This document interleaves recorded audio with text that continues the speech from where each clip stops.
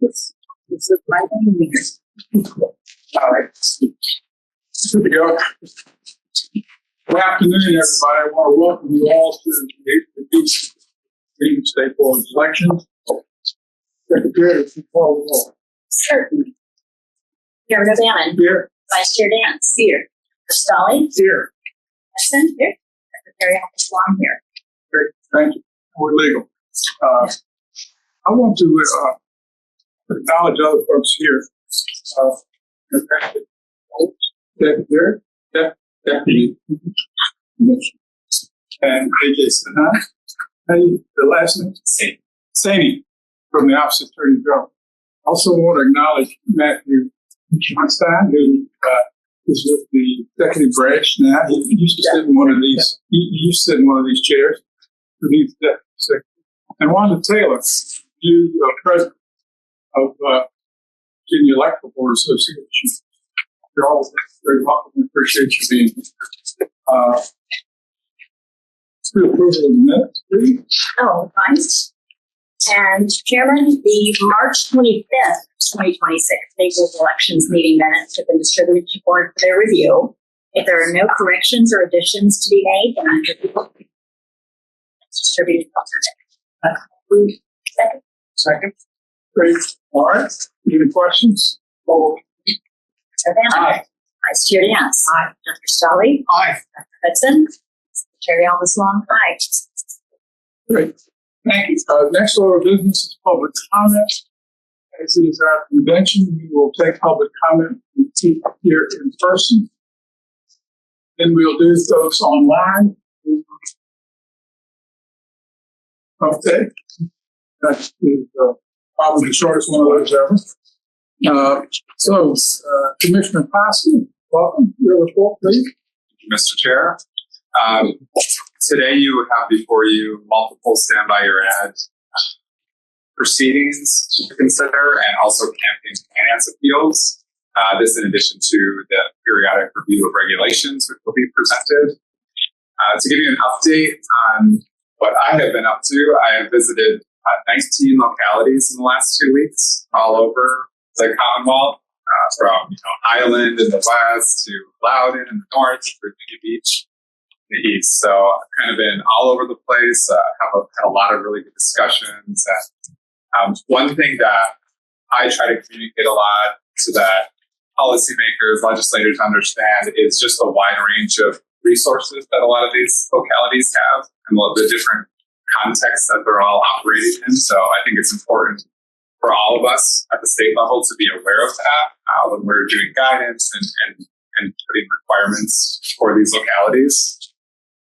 We have a couple of more upcoming special elections in this long season of special elections that we've had. There's a local one in Charles City County, a referendum on April 14th. And then April 21st, we of course have the statewide referendum, and Alexandria also has a local race on that same day. And I would just like to reiterate some important dates and information for the April 21st referendum. The last day to apply for an absentee ballot is April 10th. The last day to register to vote, to vote a regular ballot, is April 14th. After that, it's same day. You have to use same day registration and vote a provisional ballot. Early in-person voting goes until Saturday, April 18th. Also, if you are returning your absentee ballot via mail, I encourage you to do that right away, as soon as possible. And if possible, you should bring your ballot inside to post office so that you can have it postmarked with a hand stamp. And if you are able, I encourage you to return your absentee ballot in person, either to your registrar's office or to a designated drop box. You can find information about your locality and about polling places on our website at elections.virginia.gov. Or you can contact your locality as well. Our website has the information for your locality. That concludes my report. Great. Any questions? Thank you very much. Next item on our agenda is periodic review of regulations. Okay. Good afternoon, Mr. Chairman, Madam Vice Chair, and members of the board. It's an honor to speak before you today. Pursuant to Section 2.24071 and 2.24017 of the Code of Virginia, the State Board of Elections is required to conduct a periodic review of regulations every 4 years. Additionally, 1 VAC 110-120 requires the State Board of Elections to conduct a periodic review following each presidential election. The memo before you contains the information required to complete the periodic review reported findings and provides an overview of the State Board of Elections' suggested regulatory process moving forward. It also outlines elect's rationale for these determinations, including where updates are necessary to reflect current law, improve clarity, and address operational gaps. In addition, the memo includes a summary of public comment and elect's review of these findings. Elect is required to solicit and respond to public input as a part of the periodic review process, and this memo includes whether they are recommended for incorporation. The memo identifies regulations which should be repealed, amended, or retained, and provides a framework for making those changes, but it does not provide specific regulatory language. At this stage, the board is not required to adopt any specific regulatory amendments. Instead, the requirement is to determine which chapters warrant revision, so the elect may return at a later meeting for proposed regulatory actions for the board's consideration.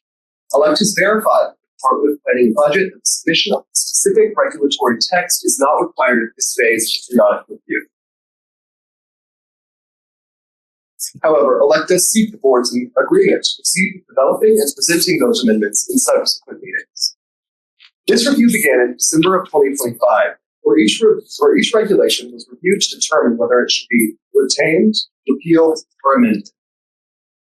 In conducting this review, elect considered several primary factors, specifically whether they remain necessary to protect public health, safety, and welfare, or to support the efficient performance of essential governmental functions, to reduce economic burdens on small business in a way that aligns with the objective of the applicable law, and that they are clearly written and easy to understand. Following elect's internal review of 1 VAC 20, the evaluation of public comments, elect recommends amendments to all regulatory chapters except 1 VAC 2090 and 1 VAC 2100. Upon the initial review, some chapters require minor amendments, and some require more substantive amendments, as indicated in your memo. The sections which we anticipate making these minor amendments to are 1 VAC 2010, 1 VAC 2045, 1 VAC 2050, 1 VAC 2070, and 1 VAC 2080.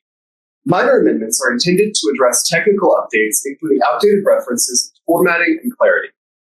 The sections which we plan to make more substantive amendments for are 1 VAC 2020, 1 VAC 2040, and 1 VAC 2060.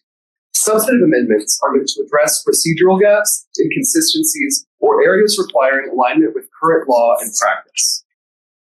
Elect received public comment from a variety of key stakeholders, including the League of Women Voters, the Center for Election Confidence, and the Lynchburg City General Registrar's Office. These comments addressed a wide range of regulatory provisions and provided recommendations for improving clarity, transparency, and alignment with current law. In regard to the section on public participation guidelines, elect received 2 public comments requesting expanded public access provisions, process improvements, updates to various forms and statutory references. Elect recommends incorporating targeted revisions to update forms and improve clarity by referencing current law and practices. However, broader requests related to expanded public access are not recommended where they exceed statutory requirements or conflict with the current administrative procedures.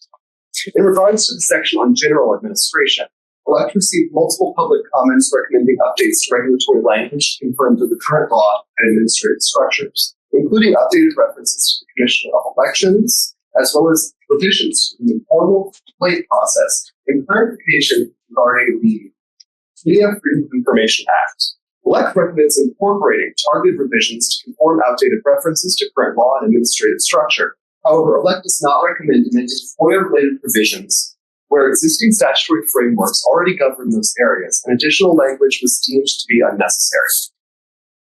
In regard to the section on voter registration, Elect received multiple public comments requesting updates and clarification to voter registration provisions, including the removal of outdated references to voter identification cards and clarification of application procedures.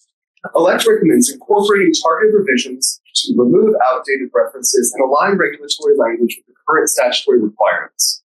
Additional requested clarifications are not recommended where the existing guidance or statutory language was deemed sufficient.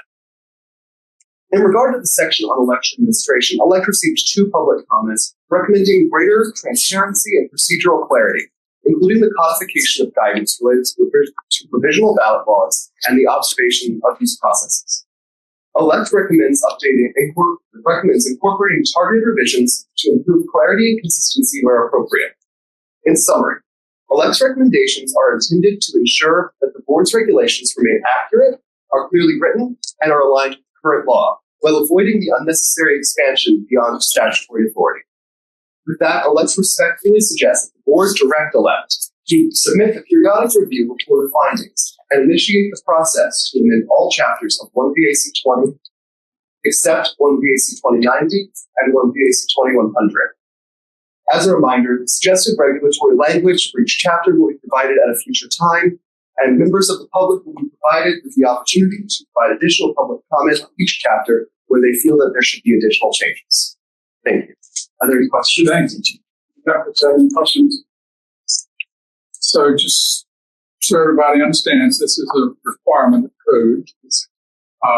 The VAC is regulatory, and this is a step in the process where we will subsequently see detailed language on each of these. What's old, what's new.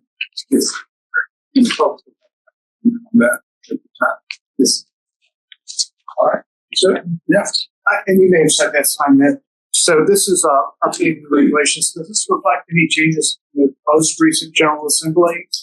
It would be reflective of any changes. However, it's more of a regulatory sort of thing. So we're just making sure that we are keeping everything in line with the current processes to elect. Questions, moving target. It is. I was just wondering what we hear again.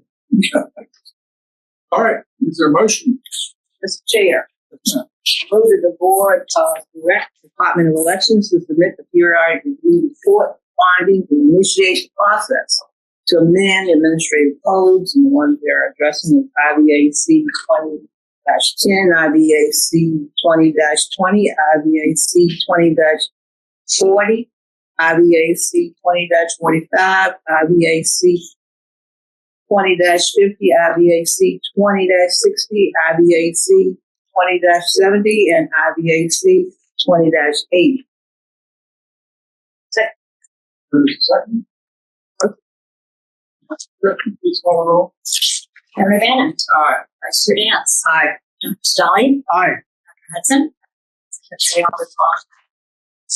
Thank you, sir. All right. Next item is one of our favorites, Stand by for Ed.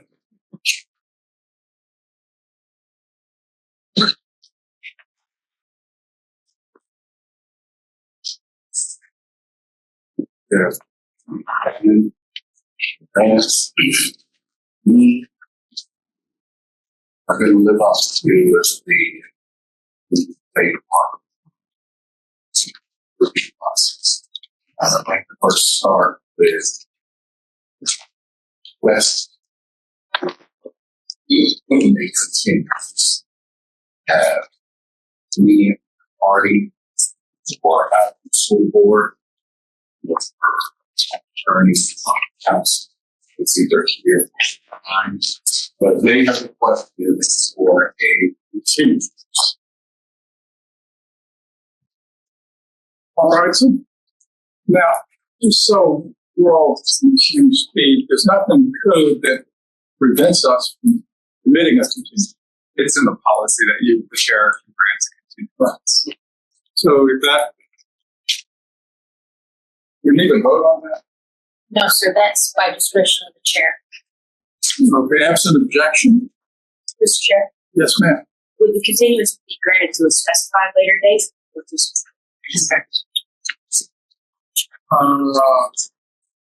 I think the simplest thing to say is To the next, it would be, next stand by your yeah, end, the next standby event. which will be That would be in about 6 months. We can do this to next week. That's SVE. so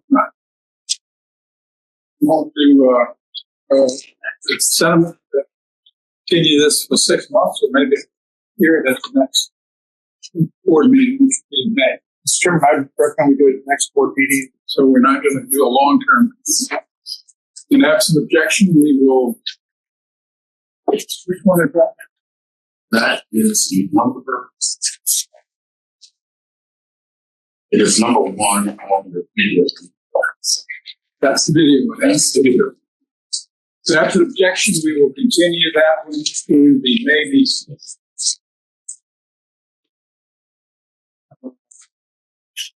May 1st. Okay, we'll do that one on May. That's it. We have 2 meetings. So the next will be May 1st. This is usually like Yes, sir.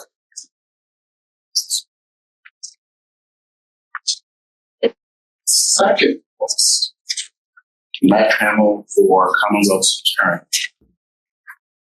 Sir Hamill is participating in an event at JMU. He is currently 7th on the listing.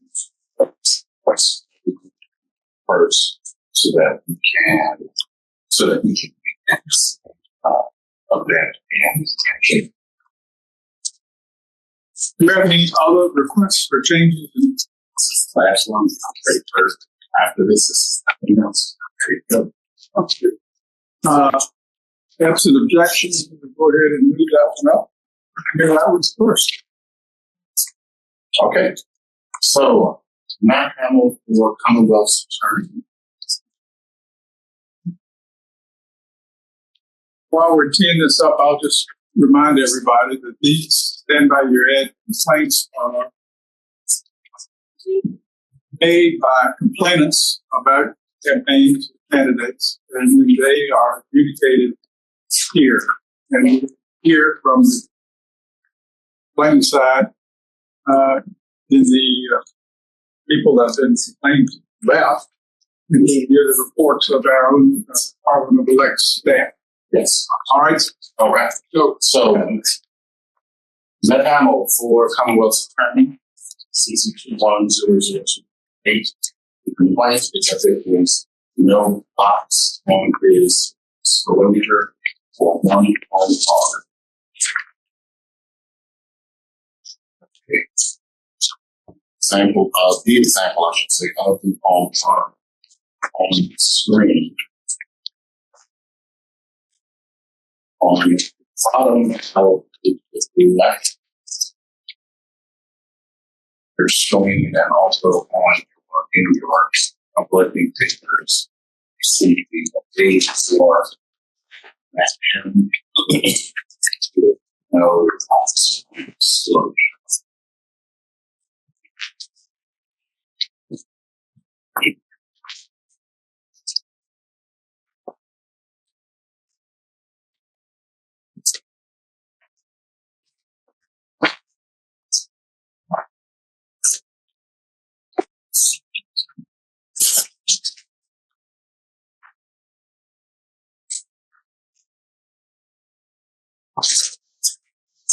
And we know it has this one of these sounds.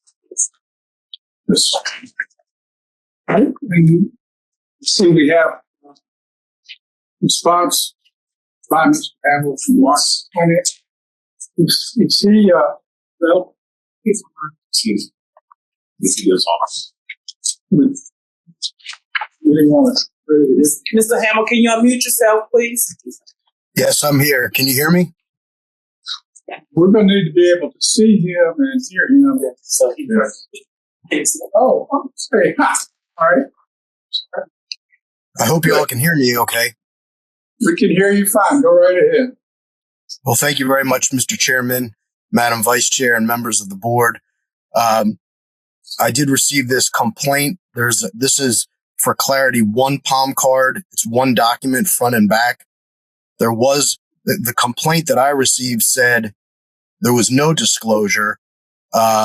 Now I'm seeing this on the screen for the first time saying no box on the disclosure. So when I responded to the complaint, I first noted that there was no box around, but there was a disclosure on the initial palm card. My understanding, I've run now 2 other times. This is a new requirement that happened this cycle, which I was not aware of at the initial printing. And as soon as I was aware of it, at great expense to my campaign, I had new palm cards printed, and I have provided the board a copy as part of my response. It's Exhibit B, where the box is around the disclaimer. By the August timeframe that the violation is cited, these were earlier iterations and were no longer being used. I also checked my calendar. I was not aware of any events that occurred on August 7th where this palm card would have been handed out. I've never had a violation before. Certainly was not willful. There was a disclaimer. It was perfectly acceptable under the previous requirements. As soon as I became aware of the new requirement, as noted, I had new palm cards created. Those are there for your review. And I would very respectfully ask that this complaint be dismissed against me. And I'll stand by for questions. And I thank the board for the opportunity. And I also thank you for allowing me to go ahead of schedule. I'm sitting in a parking garage at James Madison University.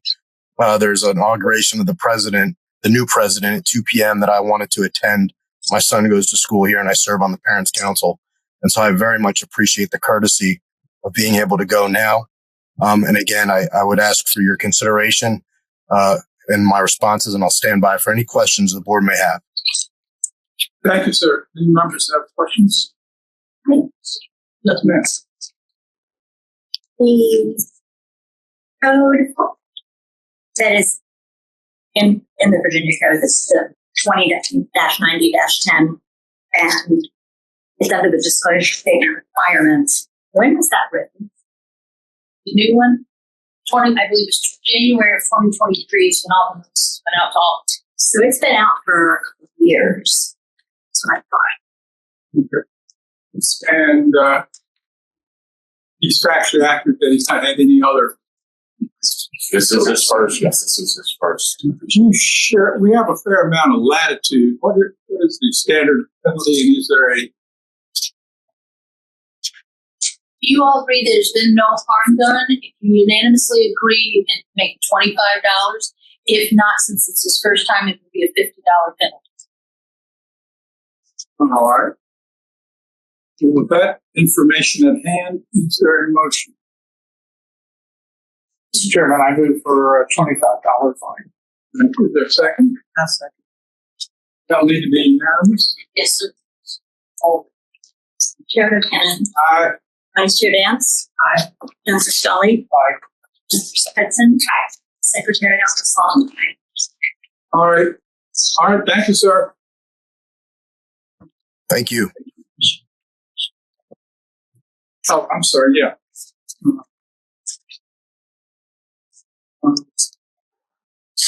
Scully, did you make a motion? Sir. He was gonna say. So I need to be more formal in my motion. read the.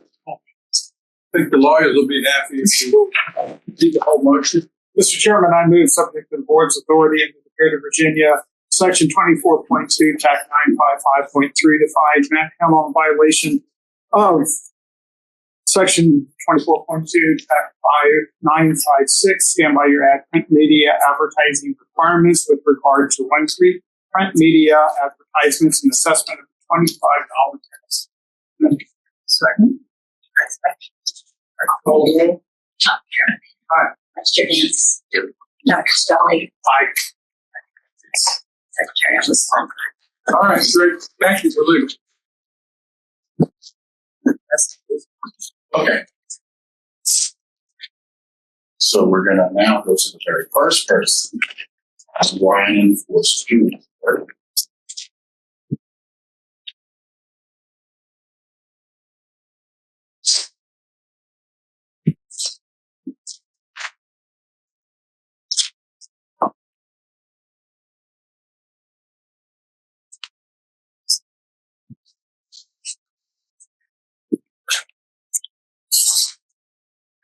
And it's Mr. Ryan. So we have Adam Ryan for school board. The complaint is no disclosure.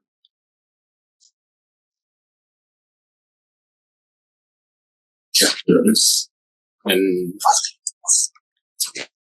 hello, can y'all hear me? This is Adam Ryan. Yes, sir. Welcome. Hey, I was just going to say greetings to the board. Yeah, this is my son. This is actually hung up on my parents' property by my uncle and my dad, who own the property. And I submitted yesterday, a little late, a letter that describes the situation, as well as two affidavits from my father and my uncle saying that they actually hung the sign. So I was trying to explain that I was not sponsoring this ad. Nobody with it that owns the property was affiliated or received any benefit from this ad. So that's pretty much what I got for you. And I don't know if I submitted it quick enough to get that affidavit to y'all, but it was submitted yesterday about 5 p.m. All right, thank you. Mr. Gaines. Yes, this is Mr. Ryan's first time before, and often the events is on active action. So we have a True Express advocacy that says vote. And it is in error. Yes. And it did occur on elections. What are the penalty options? Well, excuse me, sir. In this case, since Mr. Ryan was not aware of the sign, it was put up by someone else, and it was not an independent amount that constituted an independent expenditure, I would recommend dismissing this.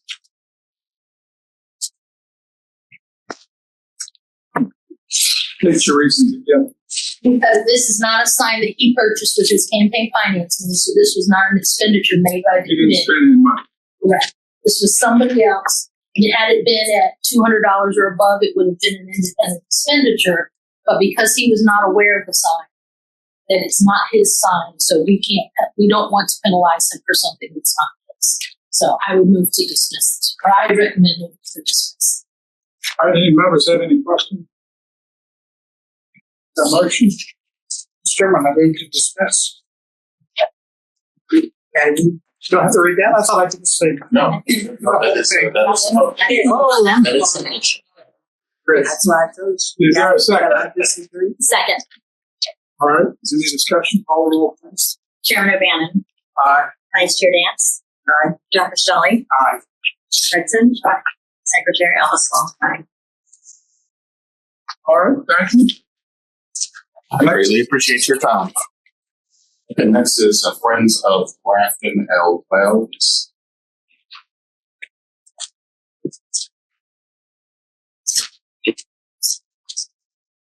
Well, why don't we do the complaint, then have the, We'll do the complaint, then have and then you'll have the response, and we can have discussion.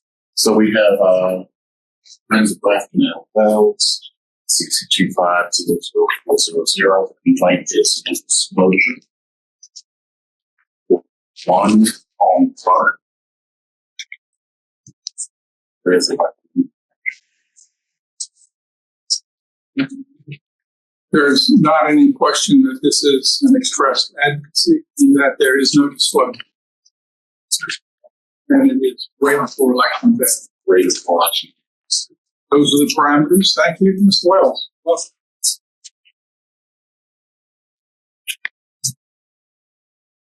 Thank you for coming. Chair, Madam Vice Chair, the board, I assume full responsibility for some intentional mishap. I served two previous unopposed terms on the board of supervisors. During my last term, I had announced that I would not be running for election for supervisors when my lovely wife, who's with me today, 56 years, talked to running in her position for the school board. And subsequently, previous elections, I had not used any campaign material whatsoever and had no intention of using it this time until my loved wife just did that I would continue to advertise that I was running for the school board. And so, as I said, I accept full responsibility for the mistake, not intentional. In fact, I'm proud to announce that the gentleman did win. I lost the election. The gentleman who did win is right around the corner from me. And had he announced sooner, I wouldn't have run. He has been to my house. I met his parents from Charlotte, North Carolina. He's been back to our house since he won the election. We've exchanged information, and was probably the most amicable election in the history of Augusta County. So I stand here before you to accept the decision for it. Really appreciate that. A lot of things could be said about this. I don't think it'll hurt the relationship. I'm impressed by the nature of the politics. I would like to share this story with you, though, sir. My career ambition was never to be in politics. My career was 33 years law officer in Commonwealth, Virginia. 18 of those 33 years, I was chief of police. And I worked 6 different city managers during that 18-year tenure.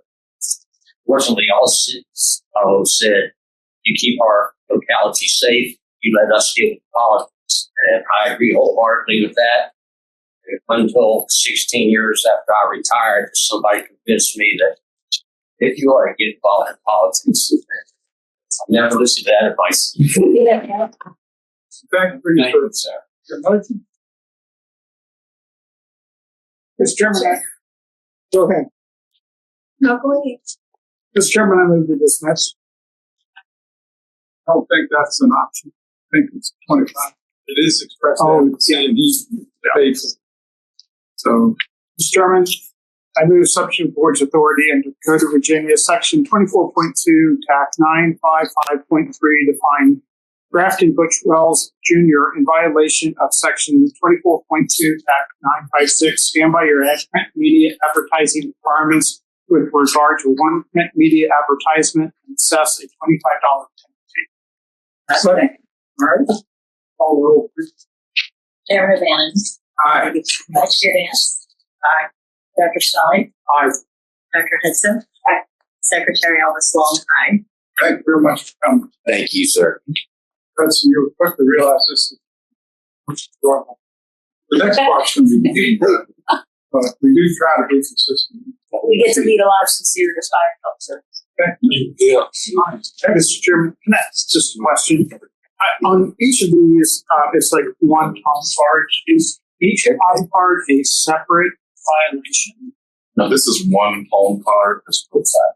I understand that, but if you've got 3 complaints on 3 different dates, would that be 3 different If violations? we receive 3 complaints, yes, I'm sorry for That's interrupting. okay. But the board chose, I believe it was in 2021, they would only penalize for up to 5 for each piece that was published. So if they sent in 1,500 palm cards, you only get them for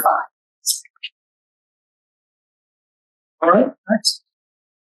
So,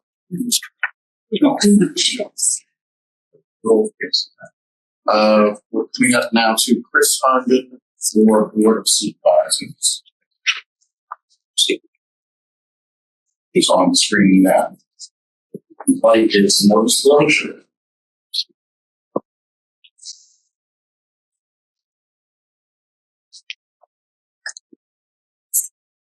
Then, I believe Mr. Herndon has provided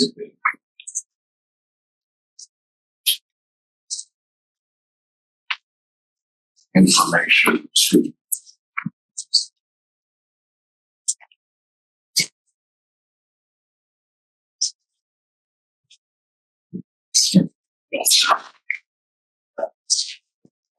Courtney's papers.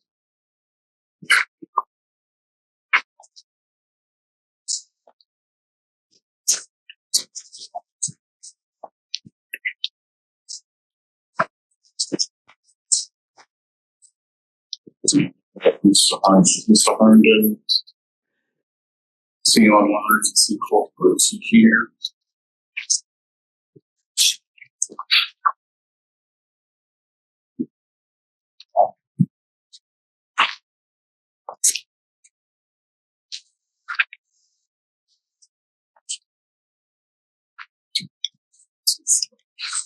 Not, no, it's not. Not on, It's not on. okay, so I guess he was appropriately notified that this is going to be heard today. Yes, you provided He provided his some. response, so I think we have everything we need to make a decision. This ethic. Expressed advocacy was a banner in a parade, and he's had no other violation. This is his first time. Okay. Your motion. Mr. Chairman, Designated hitter. I move subject to the board's authority under the Code of Virginia, section 24.2, TAC 955.3, to find Chris Herndon in violation of section 24.2, TAC 956, stand by your add print media advertisement requirements with regard to one print media advertisement and assess a $25 penalty. I second. Thank you. Any discussion? Kevin Banner. Aye. Vance. Aye. Dr. Scully. Aye. Dr. Hudson. Aye. Secretary Alice Wong. Aye. All right. Next. All that good stuff is the Suffolk Democratic Committee. Actually, the point is that there is no disclosure on the sign. And because this was called the on election day.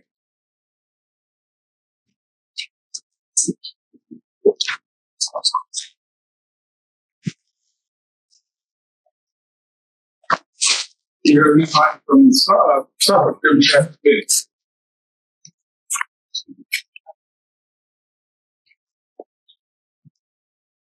Someone from the Suffolk. Yes, it's me.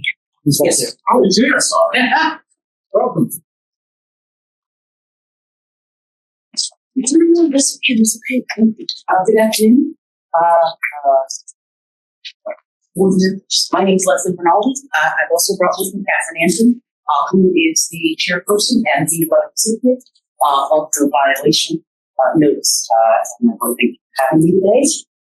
I'm here to answer, I suppose, some questions and offer what I would hope would be a legitimate explanation as it's an understanding explanation as to what happened.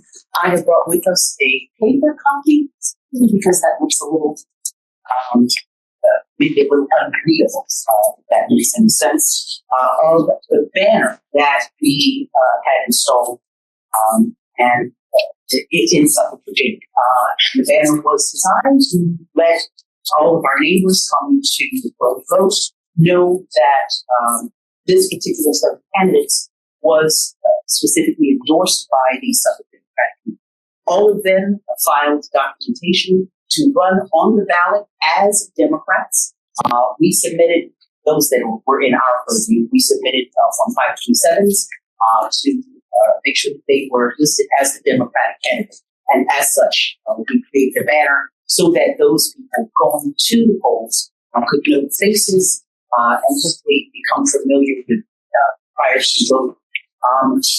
We listed our banners on the top, and of course, directly beneath that, the 2025 endorsed Democratic candidates, with the intention to convey the message that the Suffolk Democratic Committee firmly stood behind these specific candidates.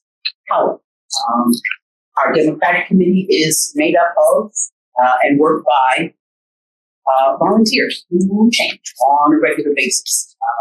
And what all I can offer in regard to explanation is that there was very little oversight.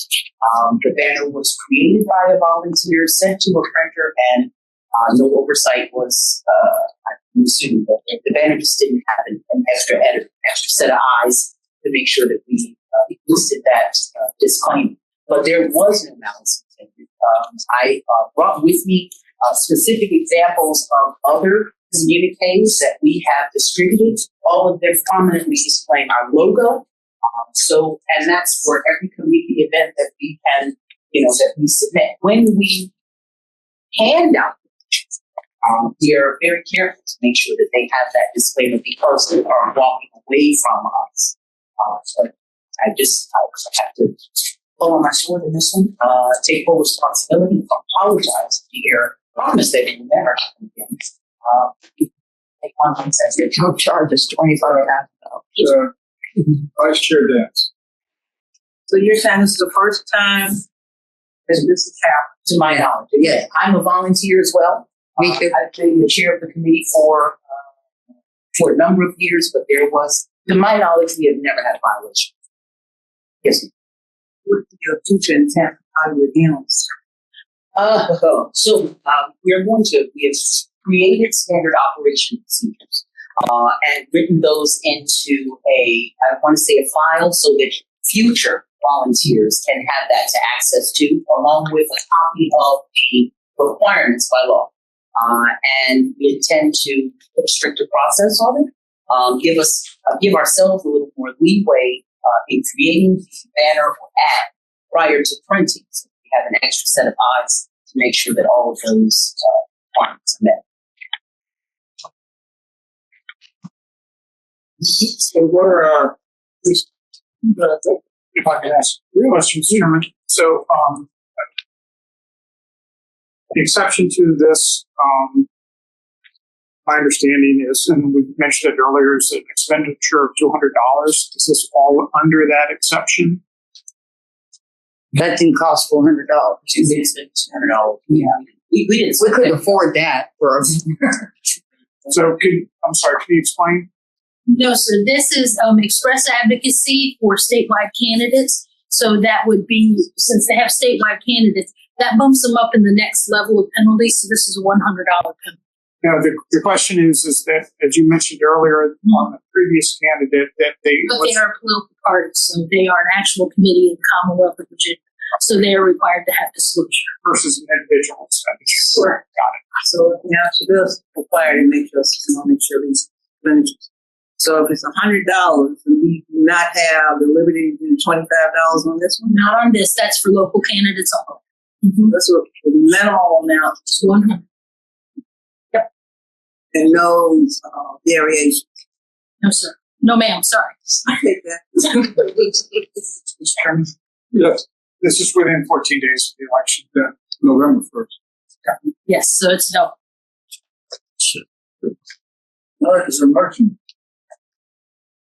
Taking it on Mr. Chairman, I move subject to the board's authority under Code of Virginia, Section 24.2, Tac 955.3, defines Suffolk Democratic Committee in violation of Section 24.2, Tac 956.1.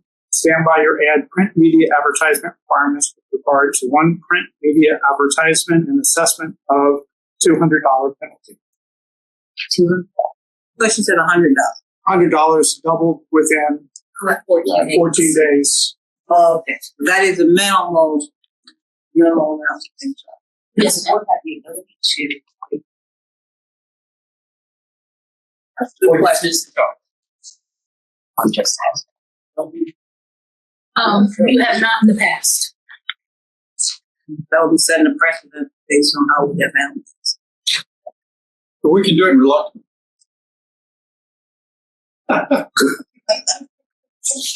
All right, there's a motion for a $200 penalty based on the fact that Second. Chairman O'Bannon. Reluctantly, Vice Chair Dance. Aye. Dr. Stonley. Aye. Justin Hudson. Aye. Aye. Secretary Austin. I just want to say thank you for coming, for standing up for it, and for sharing that you try to put in things to prevent that. Say that. Thank you very much. As a treasurer, I appreciate that.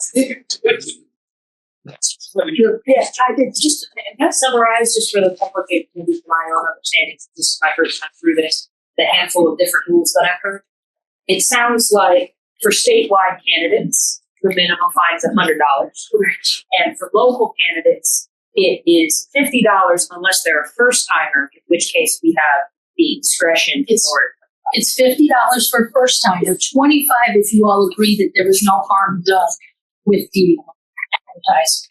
So you can reduce it all the way down to $25, Or if you guys don't agree, it's $50. And then for anyone who comes after that, it's $100. That's their loan. Okay. And then the other layer that I heard is within 14 days of the election. It gets doubled. Yes. Thank you very much. Except for that $25. That $25 is a flat $25, even if it's the day of the election. Yes. I know, confusing. In fact, we should have queued that up earlier, but I'll just remind everybody that the General Assembly passed this into law and gave us the job. Appreciate it. Next. Okay, next. School Board at Large, Pamela Giovanelli, 185500 on the screen. And the complaint is no disclosure. It's the first time for Giovanelli.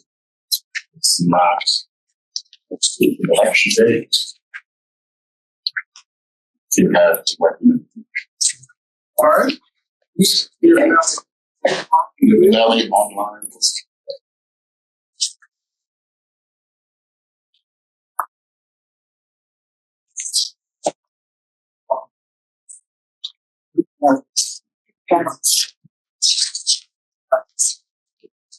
Ms. Giovanelli, are you on the line?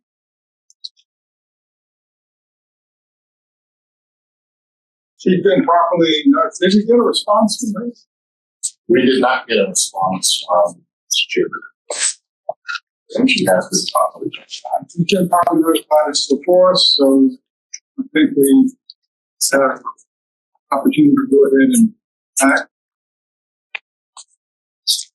Chairman, I move subject to board's authority and the Code of Virginia, Section 24.2, Tac 965.3, to find Pamela Giovanelli in violation of Section 24.2, Tac 966, stand by your ad print media advertising requirements with regard to one print media advertisement and assess a $25 penalty. Second. Properly made and seconded. Is there? Chairman Bannon. Aye. Vice Chair Dance. Aye. Tony.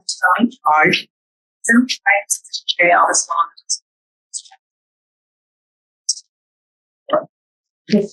Next up is Hillary Irons for School Board, 665-0730.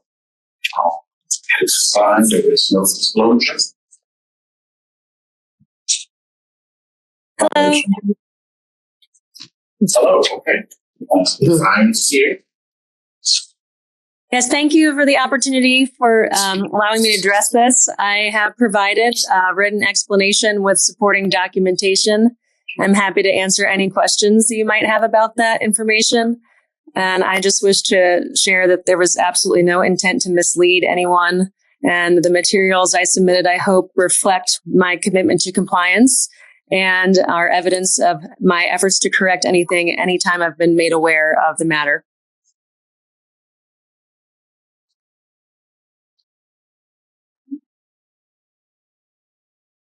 Did you hand out those or? She did not have the additional information. This is Ms. Irons' first time on the property. This was done in September. September, yes. Can I ask a question to clarify? Is the date on, it says violation date September 9th, is that the day the complaint was actually filed? Yes, it's the date that we received. Okay, thank you. Motion. Mr. Chairman, I move subject to the board's authority under Code of Virginia, Section 24.2, Act 965.3, define Hillary Irons in violation of Section 24.2, 956. Stand by your ad print media advertising requirements with regard to one print media advertisements and assessment of $5.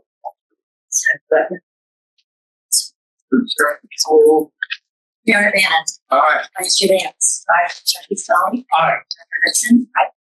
Chair Song. Thank you, Ms. Irons. Thank you. Have a great day. Moving ahead, we have the Portsmouth Republican already submitted. EP 12-00662 to a mailer, and there is no disclosure. They also have provided sheets.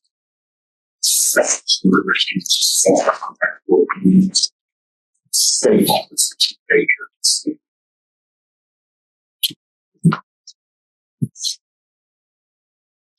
This is their first time. It's there. We have members of their party. All right. Marlon, thanks for coming in. Good afternoon, members of the committee. My name is Ted Lamb, and I am the chair of the Century Republican Party. This is Rosalinda Doris. She is our vice chair of the Portsmouth Republican Party. Excuse the nerves. I don't know why I'm nervous, but so as you've seen before you, we have submitted by email the literature that's in question.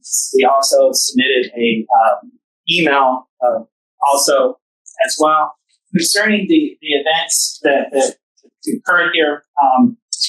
We were notified by our treasurer back on the date was March 4th, 2026. The violation itself, if I'm looking at the same copies that you have and so forth, was back on October as well. If we had known or been notified of such thing at that time, we would have corrected it. In fact, we weren't even notified of a violation until March 4th of 2026. With saying that, all literature that was submitted to the printing company had on there as they were sending back and forth for corrections at that time. Corrections were being made, and as things were going on, we had it clearly there from the first time over. It got taken off, obviously, and it was never caught by the two individuals that were working on this at that time. Unfortunately, again, if we had known that because of corrections that were made, that would have went back, that would have went on there as well then. So I stand before you. We accept full responsibility. Any literature we've ever put out, which hasn't been often, but any that we have, we've always followed the letter of the law. We've had that disclaimer on there. In fact, we remind each other all the time. There's a disclaimer on it. It's not. We initiated it with that. Yeah, And somehow it must have fallen off in the process. So that's what it is. We appreciate that very much. Thank you for responding and considering this. Yeah. So this is breast advocacy. It's statewide candidates. It's well before the 2-week deadline. One day. Listed by 1 day. Just about one. So that is Just barely missed them. Oh, missed go. just about 1 day. Just about 1 day. As usual, that would be 100. Correct. Thank you, Ms. Thank you, Mr. Chairman. I moved subject to the board's authority under the Code of Virginia, section 24.2, tab 955.3, define the Portsmouth Republican Party Committee in violation of section 24.2, tab 956. Stand by your ad print media advertising requirements with regard to one print media advertisements and assessment by $100 penalty. Right. Any further discussion? Chairman Aye. Vice Chair Dance. Aye. Director Stalling. Aye. Dr. Hudson. Secretary Elvis. Thank you all very much for coming. I'll just remind everybody we've got one Democrat committee and one Republican committee. Next.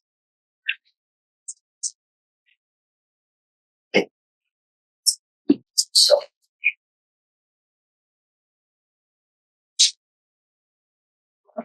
So, next is, Go ahead, Mr. next is prior for student CC 25-00716. Good afternoon. Here. No disclosure, just one sign, and it is election day. This is the first time it's prior in front of you. There is a recommended motion, and there is no additional information. I'm present. So, Ms. Pryor, can you push your camera down so we can see your face? I'm sorry. Thank you. Is that better? Is that- Yeah, is that thank better? you. yes, ma'am, go right ahead. Oh, yes, thank you. So, yes, I cannot deny that the initial sign did not have the endorsement. When I received these signs, I thought they were just wonderful. I love the pencil. And some students from UVA created them for me. Though my campaign did pay for them. I think they did up to 50 signs.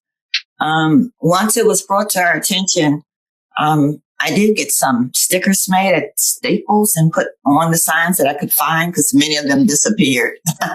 But anyway, I don't deny it, and great learning experience. So thank you. Thank you very much for your candor. We appreciate you speaking. So this one is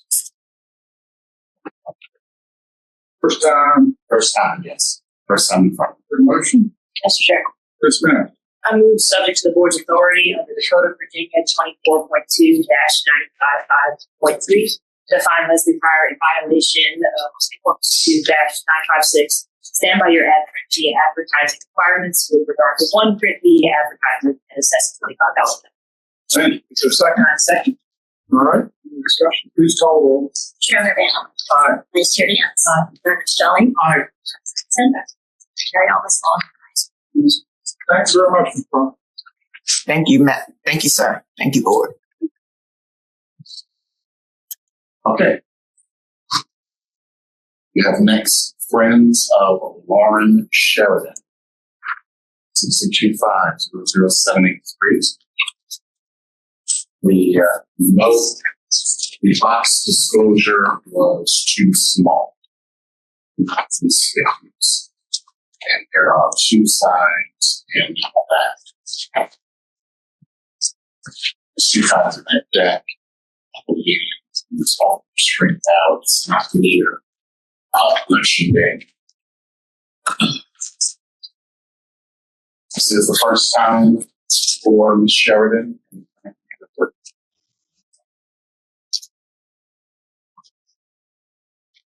And she is here. Welcome. She is. Right up.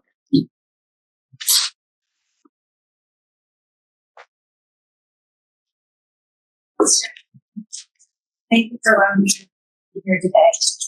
This is my first time running for public office. So I worked in the Commissioner Romney's office for a few years, and then the current commissioner retired. Last minute, took a special election, shortened terms. So I stepped up and decided to run. I like the job, and I understand for you all follow, you have to follow what General Clinton state code. You all do too, don't you? Yes, we live by our state and county code. I always tell people I'm not the policy maker, I just implement it. So it has been a learning curve. It's my first time running for office. It's very short term to run everything in. I did look up, I know the disclosure is small, but when I looked, it did say the 12-point font, which it is, and I have paperwork where I ordered the signs to it. But I've learned my lesson. It will be much larger next time, to not waste any of your time or anything else. I did not realize the box disclosure. I scoured through Virginia Code 24.2 and I did not find it there without box disclosure. I actually had to look through the policies summary that's on the State Board of Elections website, and it's page 46 of 53. I know where it is now. This mistake will not happen again. All concerns were collected within 3 days of the election. If I had known about it in August, I would have fixed it back to it.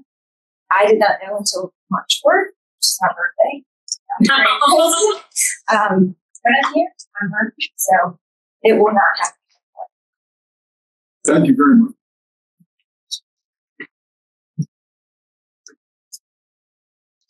So, we have a question.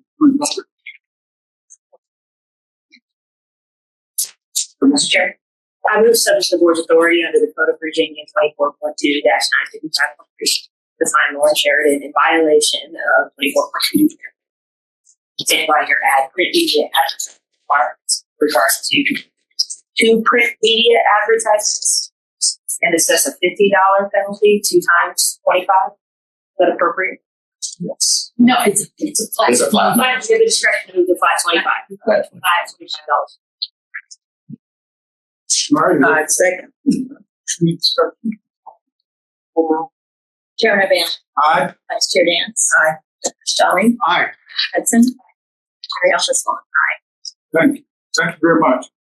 I'm more slow to training about. I've not heard 2 people say they did not learn of complaints until March. Before. Right, because they aren't notified of the complaint until we process it to bring it to you. But they are all informed that when they file their statement of organization, we tell them they're supposed to read the summary of laws and policies, which can change page 41, and different pictures that shows how you should design your signs.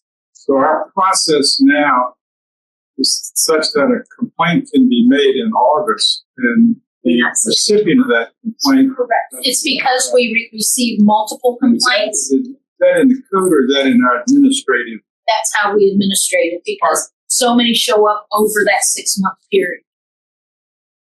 So what on any given election, what is the last date that someone can file? Or no, our end dates are June 30th and November 30th. That's when we cut off the submissions for the complaints. And then as soon as that 30th date, that June 30th or November 30th hits, we start processing all the complaints. What would be the pros and cons of us changing out administrative regulations to notify these folks who are sending? We don't notify them because we don't get involved with how the campaigns are run. We leave that all alone. That's why we had moved everything to the 2 reports per year, because it was getting to the point where we were doing this every single month. So you're telling me that date of notification is linked. It's linked to when we bring it to you. We have control of that. Oh, when we bring it to you? I'm just saying, it seems as if it might be easier on these people if they were told a little sooner than 1 month. You mean 1 month before this hearing? They have been. Well, yes. The issue with that has been that it hasn't been bad in the past year, I'll say. But prior to that, when we'd like to give them more time, the board date would get moved. And then we'd have to redo the whole process over again. That's why we go ahead with 30 days notification. It's a work in progress. We're learning. Thank you for your. Thank you, Mr. Chair. I'm mindful that Ms. Sheridan is an unusually savvy citizen in her capacity to navigate these kinds of things, given that you're also a government employee. And I confess I got pulled into one of these locally after our last city council race because there was an argument about do you need the box or do you not need the box. It was a new thing. Is there anything that we can do to make the examples a little more easy to find on the website, just for folks acting in good faith who are trying to understand how to get these things out, especially when folks are running for local office on short notice? I understand. I at least when I was yanked into this locally, found it a little bit difficult to play judge and jury and tell folks which one was right, because it took me a little while to put my finger on the new box requirement. Well, that's why every time you submit a statement of organization, We send you the link to the summary of laws and policies, asking you to read the summary of laws and policies because it tells you exactly what your responsibilities are as a candidate regarding campaign finance. And in that document, when we adopted the new box around the disclosure, I made sure that we have we have at least 2 pages of actual examples in full color inside our summary of laws and policies. Maybe I'll go back and take a look at that again, because I understand that there's an awful lot of documentation to read as a first-time candidate. Sometimes there are very small things that we can do that can move things from being there as point of fact and easy to grasp as a new time. Yes. Good. Is there any way that you can, like if it's new, like you change it since you know it's been a recent, that we can have something like the update or new? Yes. Like that, so when the person go to find the information, then there's something that triggers a new or an update in that area. It was sent to everybody. Everybody who has this open statement of organization received the notice of the newness of this event. I'm saying if they go to the website, is there any way when you make the change that if it's new, that procedural wise, would you find a way to do we could look an update? You know, just a little green light or something that say new. New says to me, now I better look at this. New says it wasn't there before, so now I'm going to look at it because it's new. And if it's something really small, you know, it's new with green, maybe, because that's like, you know, hey, instead of red, just put green. I mean, you know, keep it neutral. But that would be a trigger for me if I was looking for something and I go to all the schools and news says, oh, this is an update. Can we do something simple like that? Ms. Golden said we can. We can evaluate ways to kind of be some of the disclosure requirements to be a little more obvious, or we can look into Madam Secretary. I was kind of spinning off what Vice Chair Dance just said. Is there something that's on the website? Because I actually went on to the website and looked at this and found the picture you're talking about. But I had to actually know myself where to even go and look, because most people wouldn't.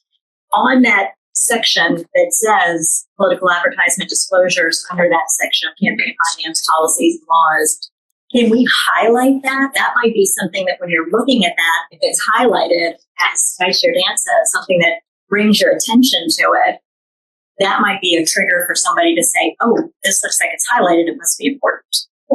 Mr. Chair, I will just say that for every issue like this, there are dozens of them. So we will definitely look at that and explore that. But there are many things that we're trying to highlight, to call attention to for all the various stakeholders who are coming to the website.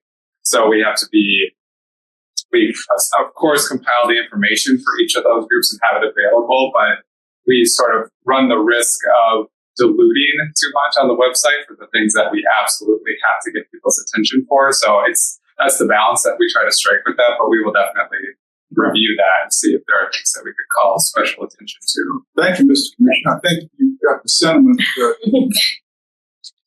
anything we can do to reduce. Yes, and we are required by law every time we send an SOL, we must send that link to that specific committee for their. You just asked, do you have any legislation this year that deals with stand-by? Thank you. Next. Okay. Walter Phillips. CC 2500317. Improper disclosure. Violation. There's 2 signs. Mr. Phillips has also sent information to you and to your working papers. This is the first time for Mr. Phillips. Violation date is in September. That's what Mr. Phillips says he's doing the budget negotiations for his county. Okay. I mean, you can see if he's online, but his letter said he's. Yeah. Well.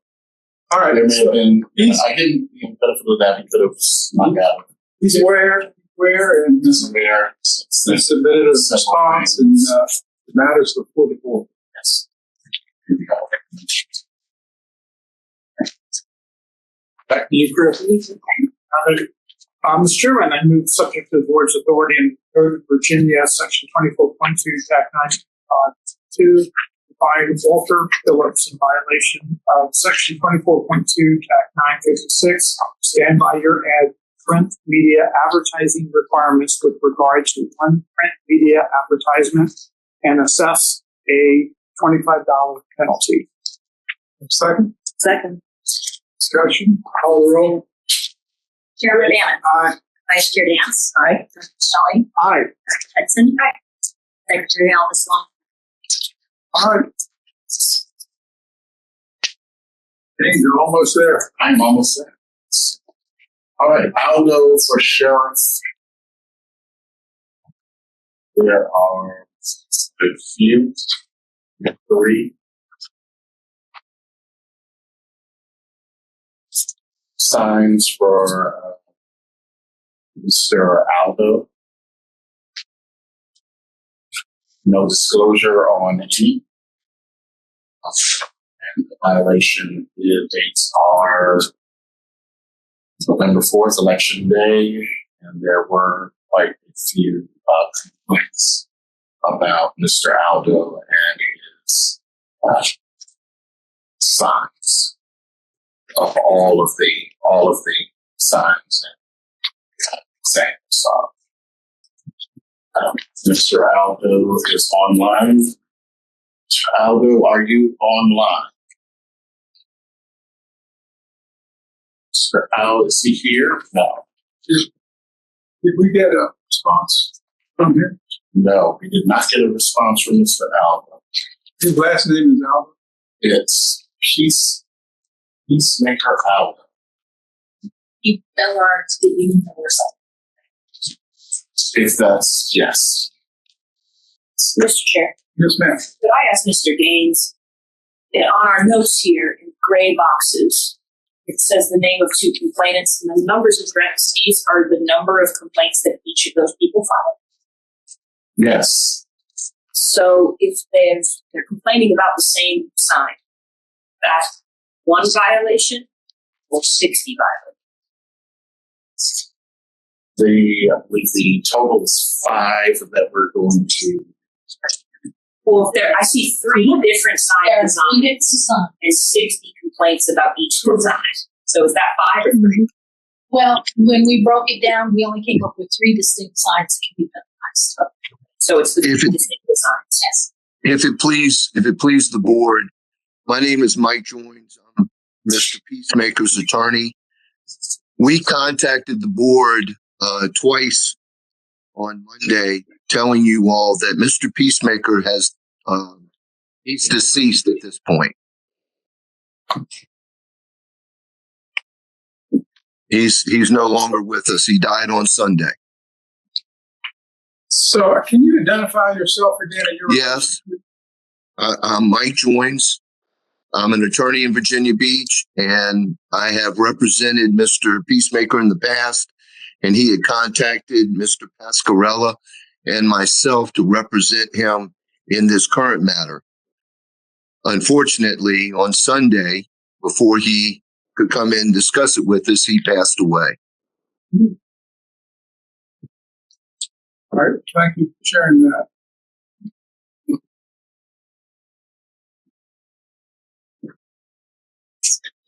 So, Mr. Jones, do you know whether Mr. Peacemaker had contacted the board in response to this? I do not know. Like I said, before he could come in and we could ask him all those questions, he passed away. We had it set up to talk to him on Monday. He contacted us last week, and he's not with us anymore. Okay. Where's that lawyer? He says, Obviously, obviously, I would object. I don't think he can have due process without being here, and he's obviously under a disqualification. So I'm not a lawyer, but it seems to me like it would be very hard to penalize somebody who's no longer with us. This is the board's discretion. Not sponsored anymore, so. Yeah. Any other discussion? Mr. Chair, I move this. I second. No discussion? Mr. Chair. Is there a way to Yeah, I have some heartburn about the testimony of an unidentified person from the road without confirmation of the sort of facts of the matter. Please do. If we're talking about whether he's deceased or not, we have, the only thing we have is the obituary. I don't represent the family where I can get a copy of the death certificate. Some corroboration of the situation. So Mr. Chair, you can, yes, ma'am, go right ahead. Mr. Chair, I would entertain that we carry this over until the May May first meeting where meeting. we can make more And so better. the posture is that we've had information presented. Mr. Peacemaker is not here. There's a motion to carry this particular case over to our May 1st meeting. And if Mr. Jones would kindly provide us with that documentation, we'll be where we need to be. I so move, Mr. Chair. Second. All right, any discussion? All right, please. Chairman Van. Aye. Vice Chair Dance. Aye. Dr. Stelling. Aye. Hudson. Aye. Secretary Thomas. That's from that concludes? That's my. Thank you, sir.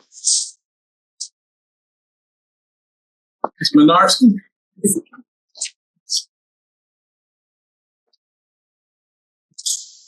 Good afternoon. My name is Emily Minarski, and I'll be presenting the petitions for the campaign finance hearing. Prior to proceeding with the hearing, we have received one request for continuance for a hearing not scheduled for today. Michelle Reed is unable to attend to a work engagement. Per the board's policy, the continuance can only be granted with the approval of the chairman. So do we have the approval for the continuance request? We do have a following post hearing that we can reschedule for twice. Which one was that? Michelle.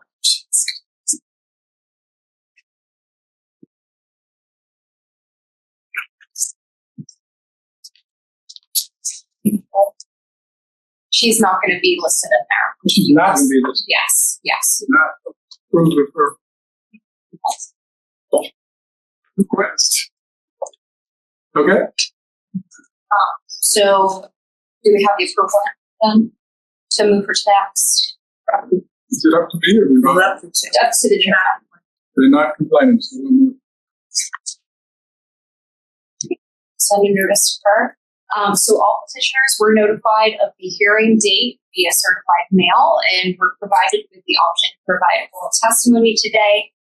For both state and locally assessed penalties, elect staff are present to answer any questions from the board. And for locally assessed penalties, the general registrars were requested to attend. Suggested motions are included in the board's working papers for each petition. And briefs and petitions are also working papers. So let's We ask you to give us a rundown. let's back up a little bit and remind everybody that this is a new responsibility of the board given to us again by the Upstate General Assembly in a very long document which details in great detail the process here. There are local assessed penalties and there are penalties assessed by the Department of Elections at the state level. And what's happened is there's been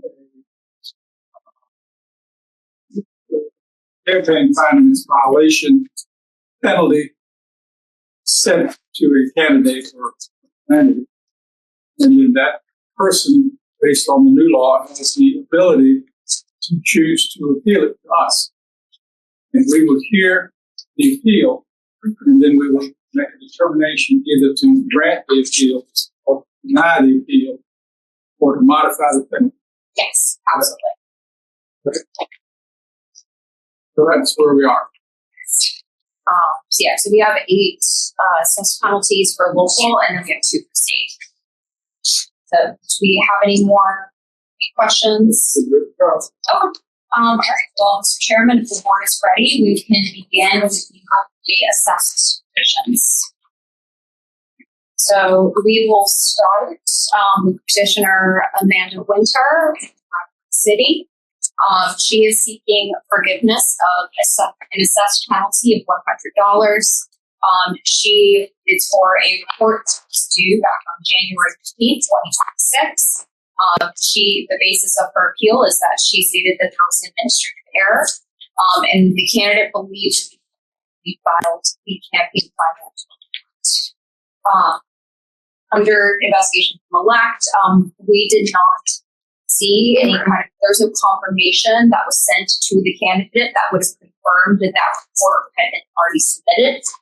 Committees do receive confirmation emails when they do submit reports. For internal records, no such email was sent. And ELECT also does not have any record that the candidate had entered these back in December 2025 when they alleged that they had submitted.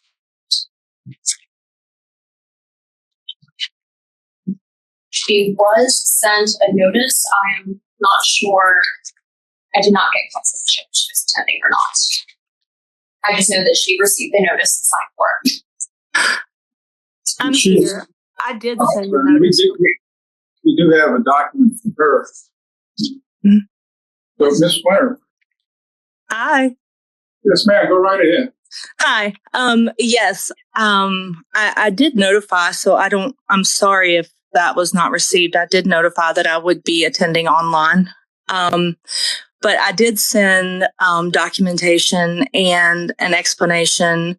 And it was my understanding that when I spoke to somebody, that they could see that I had logged in early December when I thought that I had submitted my report.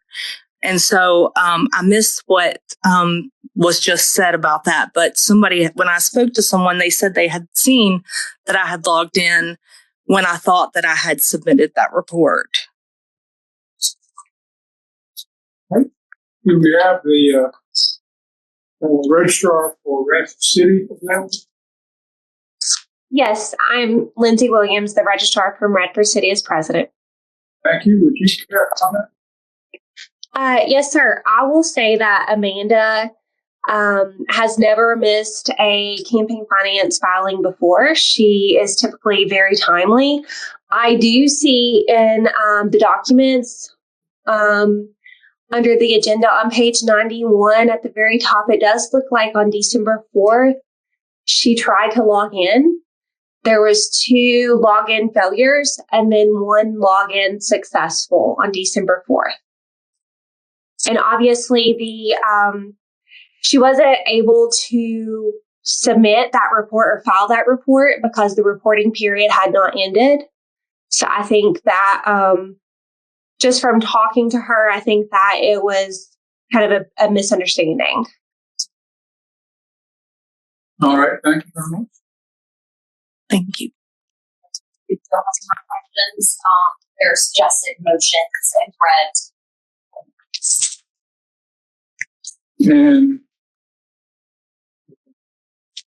we can deny the request, or we can grant it, or if we deny it, we do have the option of lowering. That's correct. This is her first time. Yes, there are no prior link filings for her. All right. Got it. Oh, I got it. Okay. Ready? Mr. Chair, I move that we grant as requested pursuant to section 24.2-953.6 of the Code of Virginia, because the petitioner has demonstrated good cause to justify relief of the assessed campaign finance penalties, and I move that the State Board of Elections grant relief as requested by the petitioner of the $100. Is there a second? Second. All right. Discussion? Call the roll. Chairman O'Bannon. Aye. Vice Chair Dance. Aye. Shelley. Aye. Richmond. Secretary Alice Long. Mr. Chairman, you said it's my first time or first time. This is actually the second set of these we've heard. I will say it's a learning curve. And I will say that consistency is virtue. And as we work through this, hopefully we will be able to work these parameters to make sense.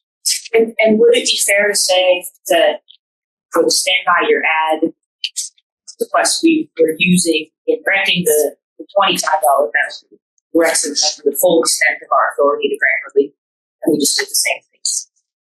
We did with slightly different. So there's different numbers, but the same use of our latitude. Yes, ma'am. In the spirit of this. Yes. All right. Next. So we are moving to Polly for mayor. This is Carl Polly with Montgomery County. He is requesting forgiveness for a $100 penalty that was assessed for the January 15, 2026 deadline. His basis for appeal was that he extension that was impractical by the deadline and he decided to file the court. And it stated that they had believed that the air had stopped happening.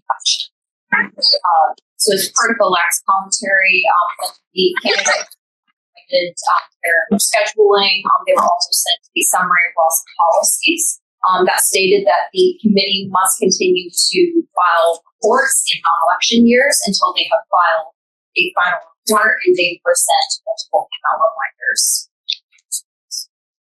All right. Thank you. Do we have the candidate? Police is online. But this is Mr.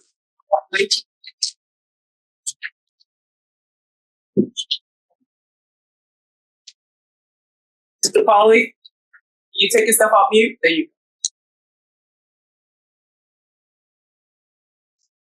go. Mr. Pauly, welcome. Can you unmute yourself, Mr. Pauly? Okay, I think I've unmuted myself. I'm on a school bus on a field trip with a bunch of middle school kids, so that's pardon the noise. We can hear you. We do need to see you for this to count for FOIA purposes. So say that again, please. We need to be able to see you as well as hear you. Oh, okay. Now we can see you and hear you. Mostly. We're just pulling into the parking lot, so it won't be noisy in about 2 minutes.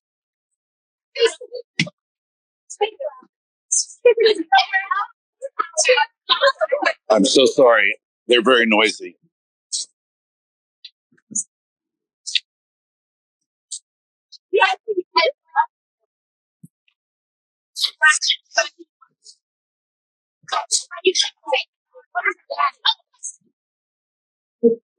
Just maybe talk to the general registrar since he gets. All right. I'm gonna try to get off first. Hold on. We're gonna get right back to you in your 2 minutes, but in the meantime, we're going to hear from Connie Meyer, who is the general registrar. Thank you. Inspire. Oh, hi. Okay. I'm off the bus.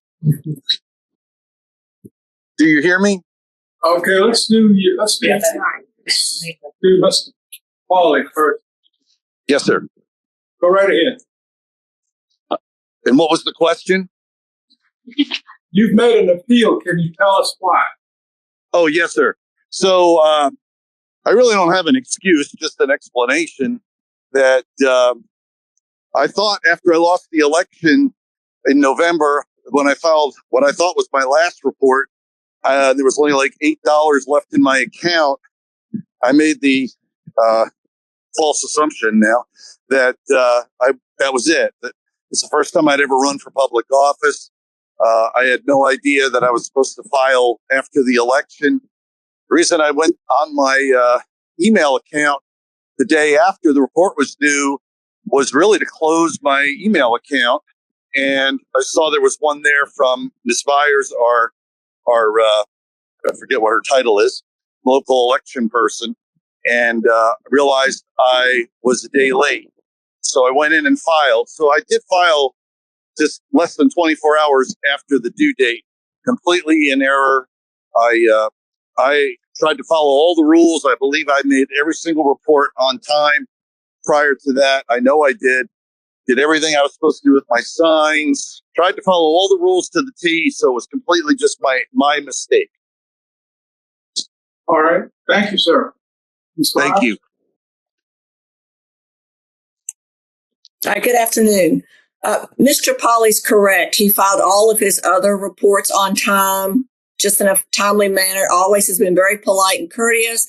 Have not had any issues with Mr. Polly. Just this last report, he is also correct where it was filed just 24 hours late. And the code doesn't give you any latitude in not finding him. No, sir, it does not. All right.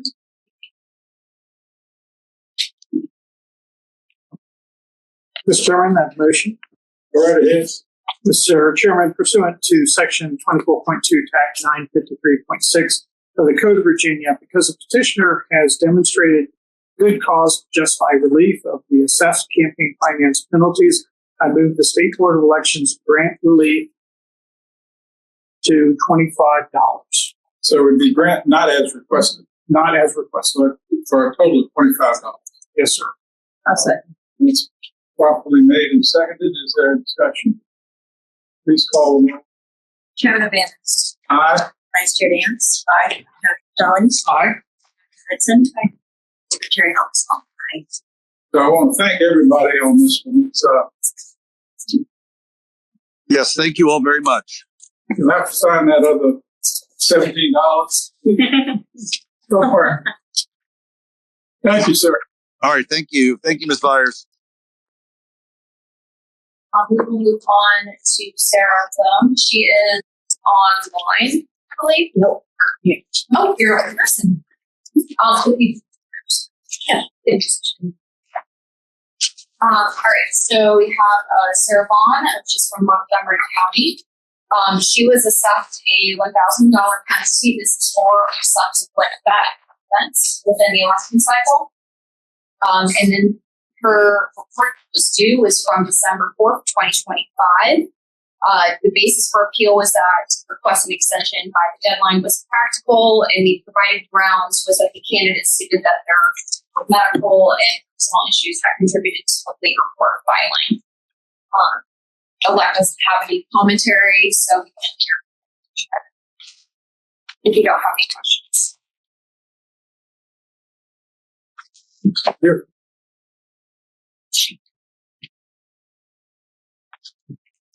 Pardon, there's going to be some emotion, but I've been going through a divorce for the last 3 years, and I've been on depression medicine, and I've had lots of side effects with regards to that.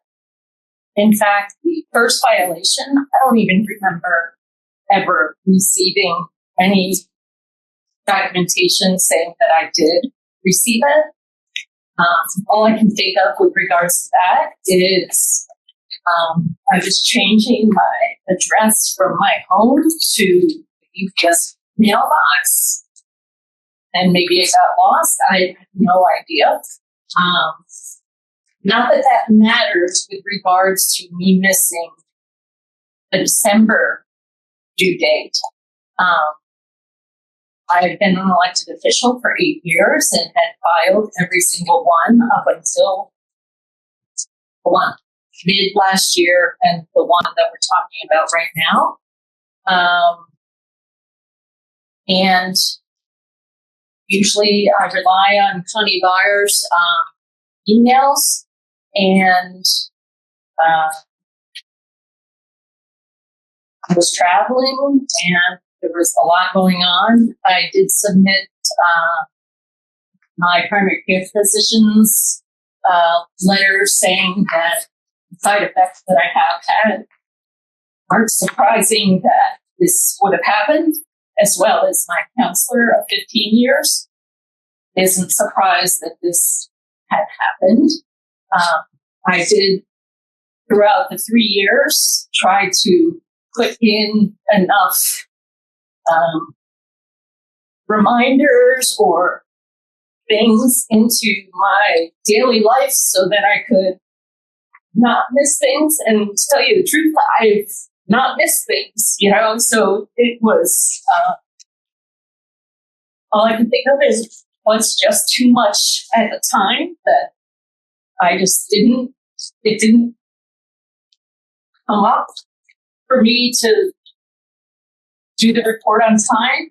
But as soon as Connie sent the follow-up email saying that I had missed it, I immediately filed it.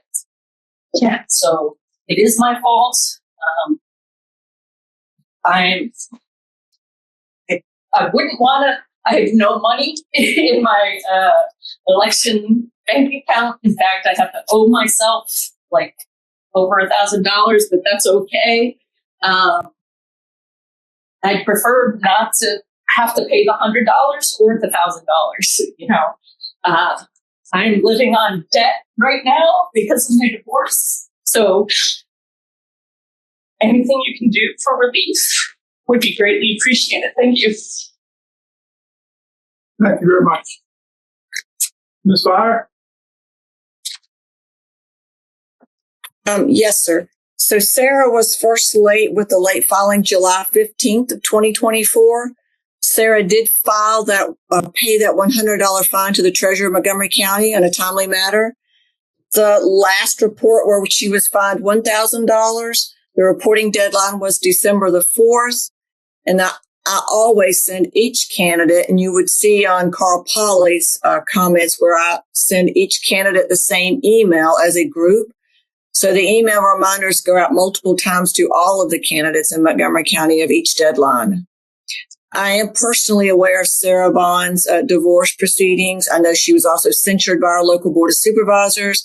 I truly feel empathetic to Sarah's situation, but I have no authority in the code to remove any of those fines. Right. And the $1,000 is because it was a second offense? Yes, sir. Anybody have any more questions? Is there a motion?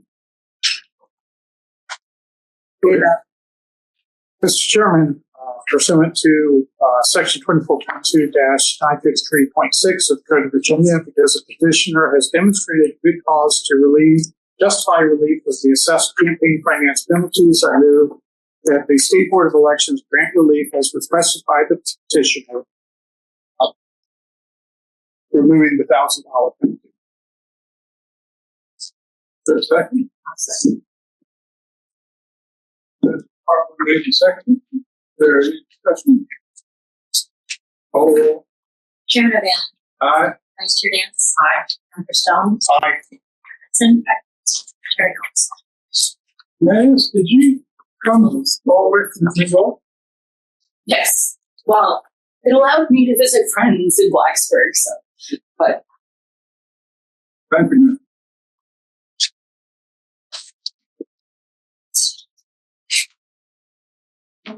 To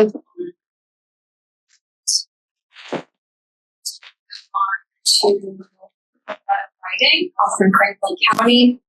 This individual is requesting relief form of forgiveness of the assessed penalty of $1,000. This is also a subsequent offense. The basis for appeal was that they requested extension was practical deadline, and their provided grounds was that the candidate alleges technical difficulty logging into the common system due to recurrent issues with their Wi-Fi. Elect does not have any record of login attempts during this time. I not believe Carletta confirmed to me that she was attending, but she was sent this. Lighting, are you on?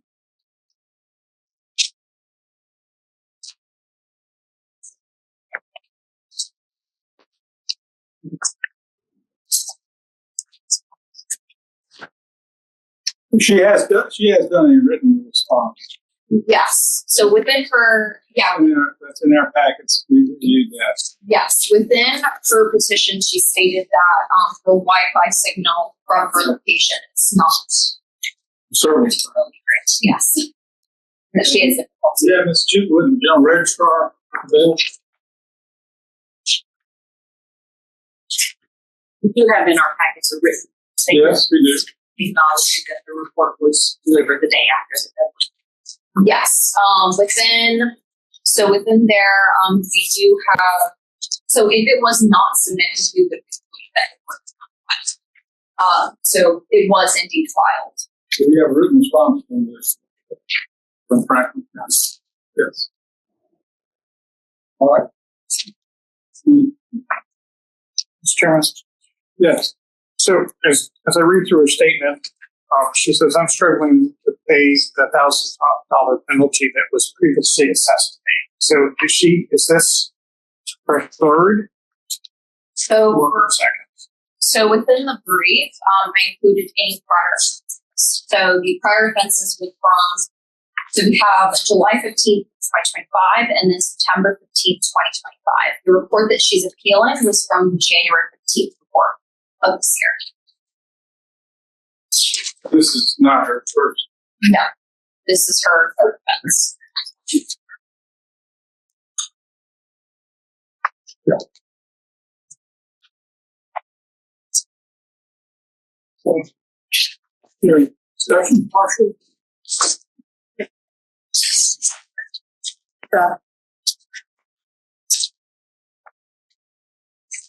Yes. Mr. Chair, Yes, ma'am. can I clarify then, given that there are 3 offenses, have any of the past penalties already been paid? Or have those gone? That would have to be confirmed with the general registrar.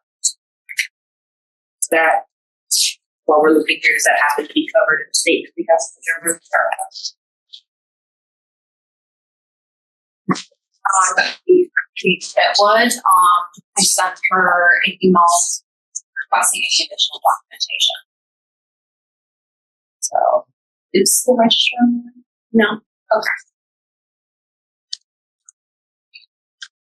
Well, that sounds to be materially important. Excuse me, the registrar from Franklin is on. Oh. Ms. Chitwood. She's having some problems. Kay, you're muted.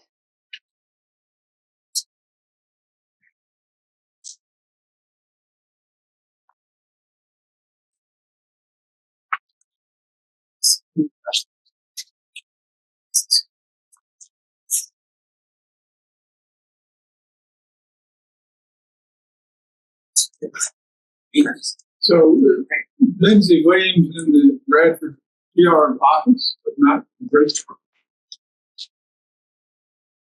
What's Franklin County? I'm in there. Within travel.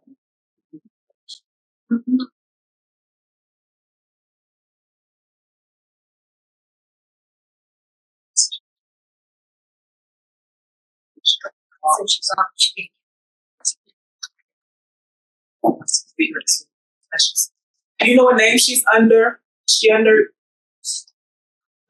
It's Kay Chitwood.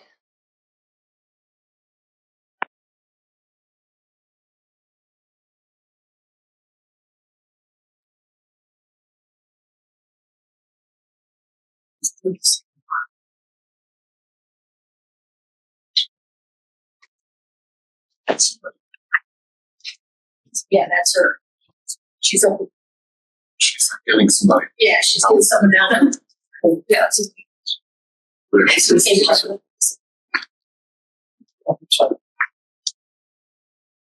No, you gotta do it here.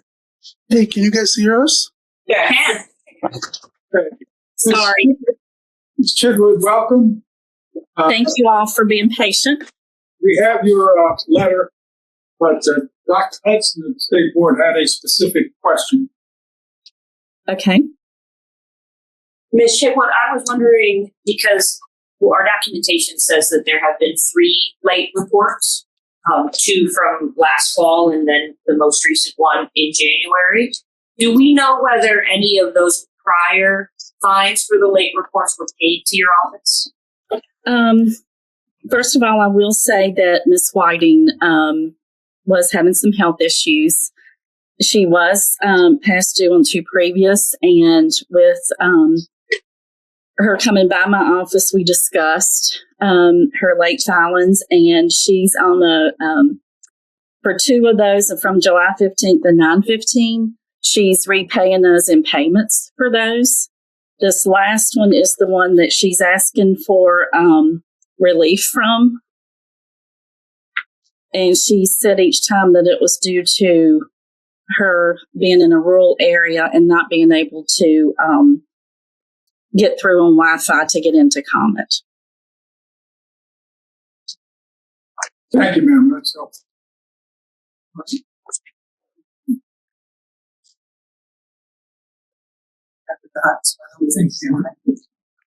I will say she is making her other payments monthly to pay the other 2 fines. But this one, she said she would have difficulty trying to pay back. I do know she was in service for the school board and has helped the community, and usually had always filed previously to this past year, had always filed on time. Thank you, Kat. Madam Vice Chair.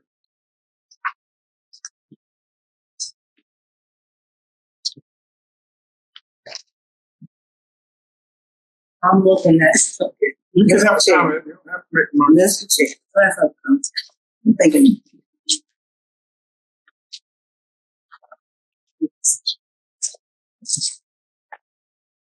Mr. Chair, Yes, ma'am. I move that we grant not as requested pursuant to 24.29-953.6 of the Code of Virginia because the petitioner has demonstrated his cause to justify relief of the assessed campaign finance penalty under the state road judgment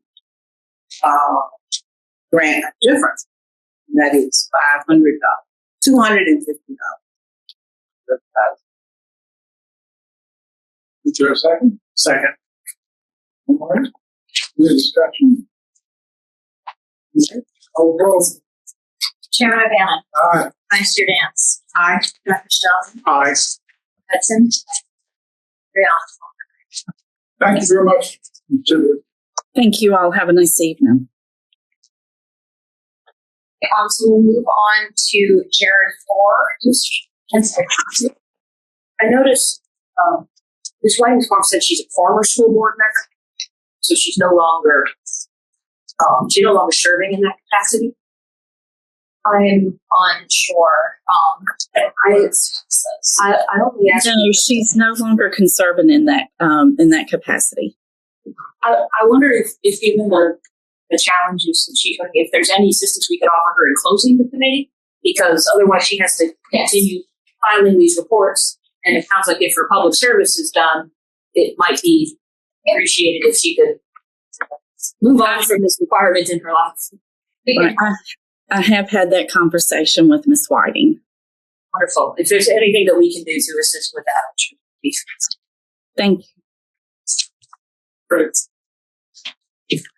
So, the department, we contact her. That'd be good. Any other questions? You're doing great. Right, so we're going to move on to Jared Ford, and I will just make a correction on the stated grounds that I misput the incorrect code. So for Jared Ford, he is appealing from Honolulu County for a requested relief of the assessed penalty of $1,000 for forgiveness. Again, this is a subsequent offense. And this is for the report back on January 15th, 2026. He is quoting that there was an administrative error that had occurred, and the candidate stated that there was a lack notice provided by elect for the January 15th, 2026 deadline. And within the brief, it says cited code 24.2-953.6, but the correct code is 24.2-946.9. Great. The cited code that I put in brief is actually the one for the appeals process. So that was my error. So the cited code that he had used is in reference to reporting of certain violations done by the general registrar. And basically that code is just a reference to proper notice of the penalty. So it's not requiring that we have to notify candidates of upcoming deadlines weekly. However, Elect does notify candidates via email. So we do send email reminders to candidates. In this case, it was on the day of deadline, and then also we sent a full schedule that included this deadline when they had submitted their filing statement of organization back in 2025. So they had this deadline set to them. I did not get confirmation if Jared Ford was in there or not. I'm here. Oh,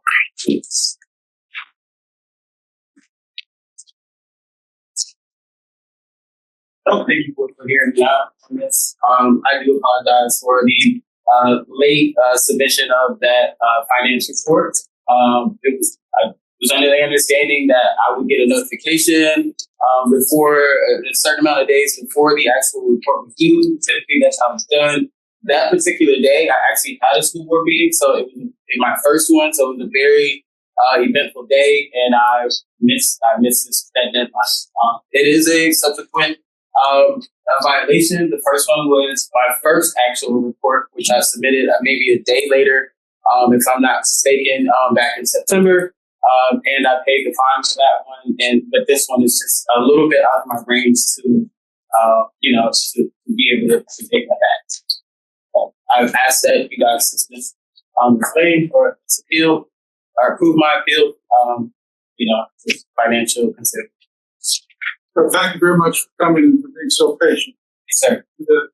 Do we have the registrar from Holloway? She's attending the complaint. Yes, I'm here. Yes, ma'am. Go right ahead and make the comments. I mean, he stated it correctly. He did have one late fee, and he paid that, on time, or by November. Let's just say that. And then when this one came due, I actually called his treasurer and told her that day that he needed to pay it or there would be a fine. So that was my call to them to let them know. All right. Thank you. All right.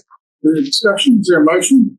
Mr. Chairman, pursuant to section 24.2-953.6 of the Code of Virginia, because the petitioner has demonstrated good cause to justify relief of the assessed campaign finance penalties, I move the state board grant relief in the amount of $250 total payment.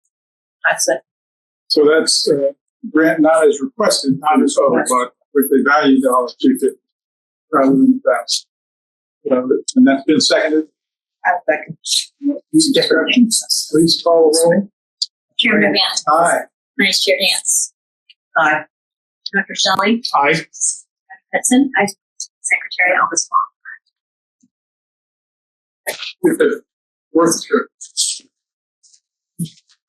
We'll move on. Jesse Dominguez, who's the Fredericksburg City.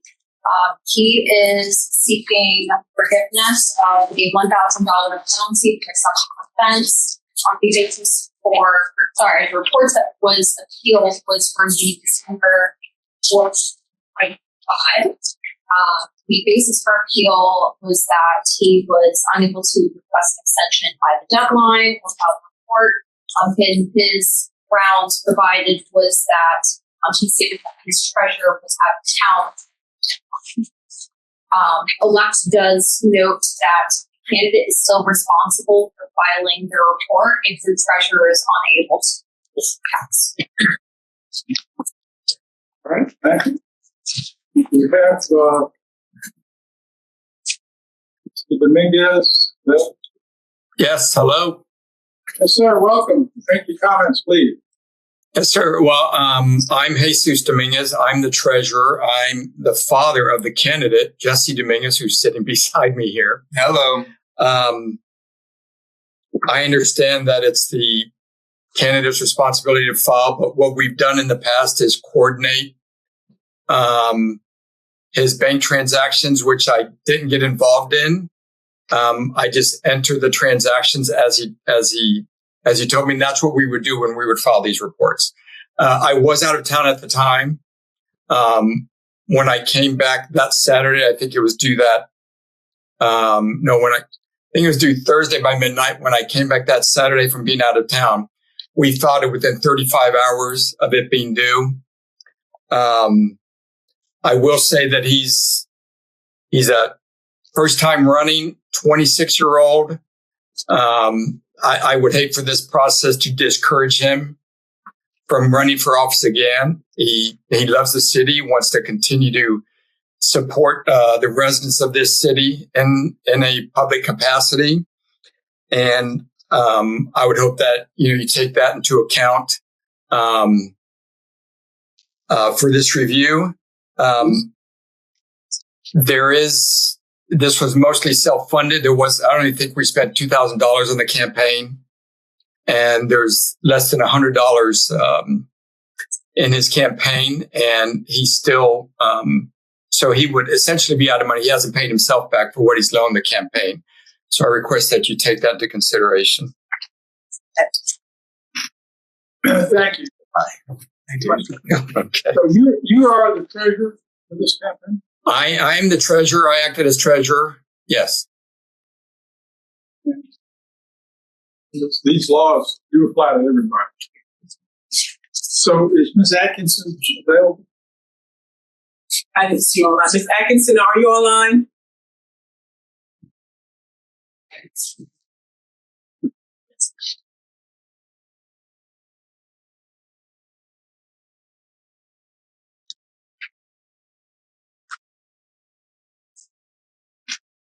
She has got a response in here with the prior list that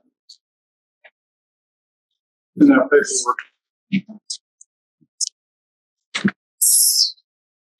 Yep. Just have the invoice that she provided.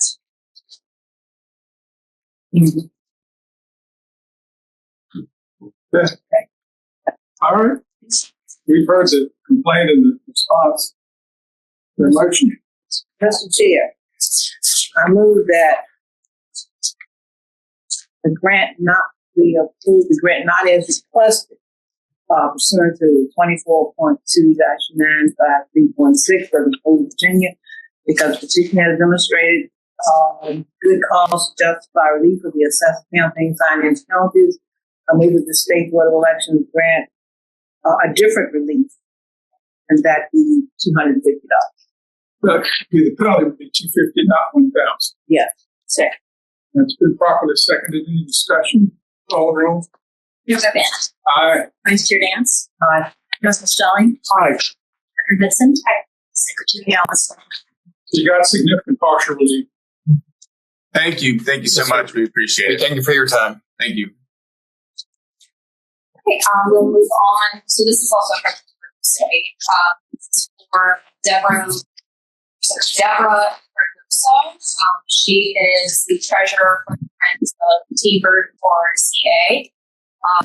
So she is requesting full forgiveness of the assessed penalty of $100. This was for a large contribution report from October 29, 2025. Her basis for appeal was that requesting an extension by the deadline was practical. As writing grounds was that the treasurer was not aware that large contribution reports must be filed for loans that were lent by the candidate. So Elect just commented that the committee was emailed a summary of laws and policies for candidate campaign committees, and that does state that large pre-election contribution reports are required for loans received. And the candidate provided loans are not exempt from these requirements. All right. So is Deborah. Frigoso. How do you say your last name? Frigoso. Frigoso. Thank you, ma'am. Welcome. Go ahead. Next comment. Okay. Yes. So I am petitioning for a full forgiveness of the $100 penalty. as she had stated, I was not aware that if a candidate or put a loan in for a campaign that would trigger a large contribution report. I didn't see that trigger on the Virginia election website, or I would have submitted the report. It's not a big deal. It's just one click. As soon as I was aware of this report not being filed, I had gotten the letter December 26th with the penalty, and I immediately went on the election website and submitted the report. I was always timely in all of our monthly reports and accurate. And again, it was me not knowing that I needed to file this report for a loan that the candidate provided to the campaign to cover expenses. And I have documentation showing that I went right on the website on December 26th, as soon as I was aware of this error, and filed the report. And also called the city of Fredericksburg in January to see how I could mitigate this penalty. So I'm just asking today for me not knowing that I had to do this extra report for a loan. If the penalty could be waived, I would appreciate it. Thank you, ma'am. Is the registrar Fredericksburg Showing her online, but Ms. God? It's our consent in this sentence. See, Well, we have a written report to address. Invoice. So same as prior, yeah. So let me just ask, all candidates and all campaigns are provided with these large contribution reporting requirements? Yes. So, website.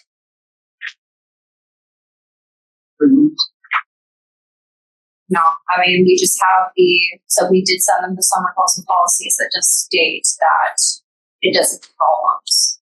So it's any money that goes in, candidates, is even if they are tied to the committee as a person, as being the candidate, they're still obliged to count any contributions that they make amongst their records. And again, that includes loans. So loans would be subject to this exact same issue as contributions. Thank you for your motion.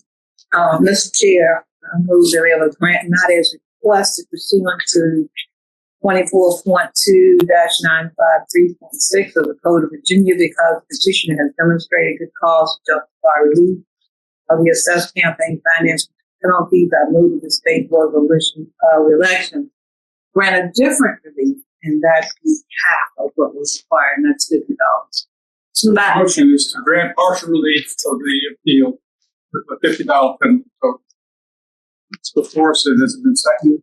Second. Thank you. Discussion, call the roll. Chairman O'Bannon. Aye. Vice Chair Dance. Aye. Member Shelley. Aye. Hudson. Aye. Rinaldi. So it's worthwhile to stay on the line and talk. Thanks. Thank you. All right. The last willfully assessed penalty. So this is for Thomas Wasserman. This is with Page County. The relief requested was for forgiveness of the assessed penalty of $1,000. This is a subsequent offense for the January 16th, 2024 report deadline. And the basis for appeal that they cited was that the requesting an extension by the deadline was practical, and the provided grounds was that the candidate did not understand the time to file for the deadline. So I believe Thomas Wasserman is online virtually, and so is the general registrar. Great, thanks. Mr. Wasserman, welcome.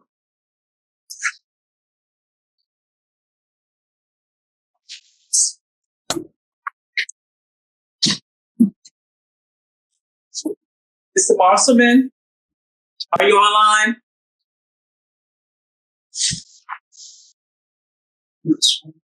Yes, sir. Full name and address, please. Names of Smith Musker, 163 Baker Drive, Virginia. We have Mr. Tom Wasserman. I'm going to with him. And he'll just fill out one of these, just like that one there.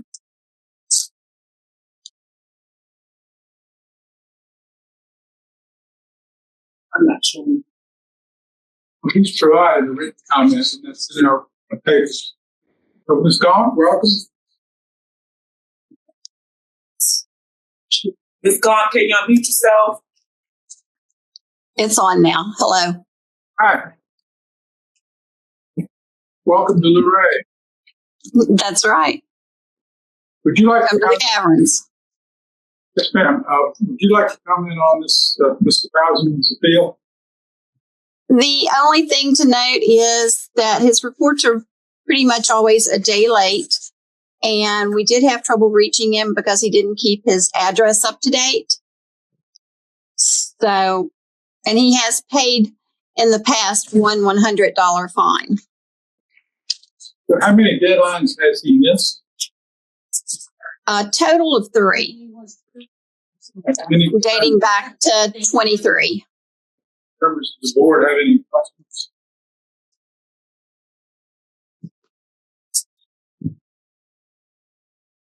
Mr. Chairman, I move to grant notice requested pursuant to Section 24.2, 953.6 of the Code of Virginia, because the petitioner has demonstrated good cause to justify relief, assess campaign finance penalty. I move the state board grant partial relief in the manner of $900 or $500. That's it. All right, that's properly made and seconded. Is there some discussion? Call the roll. Chairman O'Bannon. Aye. Vice Chair Dance. Dr. Stelling. Aye. Jensen. Carry on. Thank you, Ms. Gaunt. Thank you. So that is finished. Hopefully assessed penalties. Now we're looking at state assessed. So the first petitioner is Paul Davis. His office was for governor. His relief requested was the full forgiveness of the assessed penalty of $1,000. This was for the report for the December 4th, 2020 deadline, and the basis for appeal was that requesting an extension by the deadline was practical. And his provided grounds was that he was in the hospital on the date of the deadline. But just having that.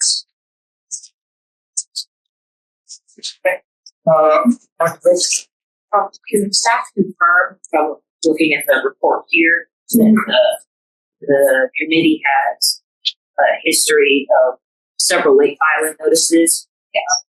Perhaps 2 separate election cycles? Yes, he has an open committee. We did reach out to see if he would like to close it, and he said that he was unsure if he wanted to run or not. And none of those past fines have been paid. Okay.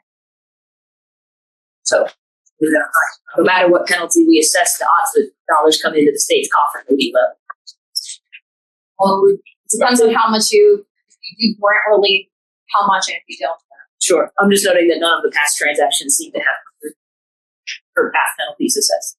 No, none of them were paid. So I think we have wide latitude in things to consider based on the legislation. Given the context. But, okay, so this is a department sanction. Yes. So your whole summary is that this is third offense? I mean, 7, 8. Yeah, it goes back to 2022. So just in the past, so like back in 2025, we had 3 offenses, and this one was his 4th for 2025. And Mr. Chair, I understand then that there is no provision in regs or code that closes a committee or disqualifies a candidate for repeat offenses. There's no sense in which if someone continues to ignore the assessed penalties, there's no long-term consequences. So no, so if the candidates were to, so if they were to want to qualify for office, so let's say they get elected, they cannot take their seat until they pay their penalties and they become compliant. So it really only kicks in at the point at which you would want to be served. Well, I mean, at a certain point, it's supposed to go over to the compulsory, or not start speaking for local offenses. For state offenses, it would go to the Attorney General's office, and they just act as a supporting agent and then induce to their hands after a certain amount of time. But as far as the office implications, they cannot take office until they pay those penalties. Mr. Chairman, question. Yes, sir. So just looking at it, looks like we have at least three offenses in 2025. Is he requesting relief for all three or just this one? And why haven't we heard about the other two? So the other ones, they were assessed. Committees have within 60 days of being assessed a penalty to request an appeal. So within each notice that we send for committees with our notices, it also includes basically a way to appeal it, and then provide them with the methods on how they do that. So those are outside of the boundaries which you can act within the court. So it's only within 60 days of filing that appeal. And then once we get the appeal, then we can go ahead and hear it. But that clock only goes back 60 days from that point. So this is the only one he's requesting appeal for. Yes, he cannot legally request an appeal for the others because it's outside of the days of 60 days, which they were assessed. And we assess those penalties the day after the offense takes place. That's true, then. Seems I'm missing something. There is nothing that we can do to capture the fact that this person has an ongoing record of, I don't pay. We're looking at it today as, I don't pay, but we got all of these unpaid filings that he has listed here. How do we get it? How do you change your behavior if there is nothing that stops this from happening? There's got to be a way, or is it something we need to put back in the General Assembly to say we need something that's going to capture how do we collect the money if the person continues not to pay? So you've asked a rhetorical question. So no, that's fine, okay. But it's slightly off target to this exact scene. But I think it's a good question to ask, and I will ask if the department has any policy about turning things over to the AG's office, or are we handling these each case individually? Come back. I have to research that. Yeah, Mr. Chair, I think it is important to note that they actually all go to the Commonwealth Attorney's Office, even the ones that are state level. We issue them, so we go to the appropriate Commonwealth Attorney to enforce, and enforcement by the Commonwealth Attorney in terms of prioritization. It's not prioritized. So if I hear you, then these prior failures, pay penalties, were in fact referred to the local Commonwealth Attorney, and does elect get any feedback on whether they were paid or not? There's no determination that we would get. I can't say that all these have been turned over. I don't think that there's a policy to do it every time now, partly because there is a lack of disclosure. So you're on the whole committee. Mr. Chair. Time out. Dr. Hudson. Mr. Chair, would it be all right if we address the current appeal and then have a conversation about the policy? Thank you. Mr. Chair, I have a motion. I'll defer to Madam Vice Chair. Let Chair Vice talk. Mr. Chair, I move that we dismiss petition pursuant to 24.2-953.6 of the Code of Virginia.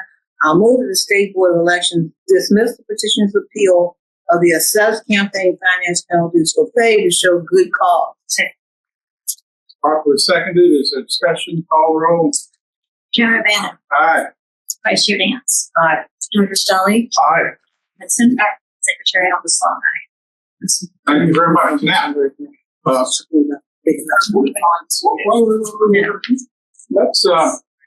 get one more.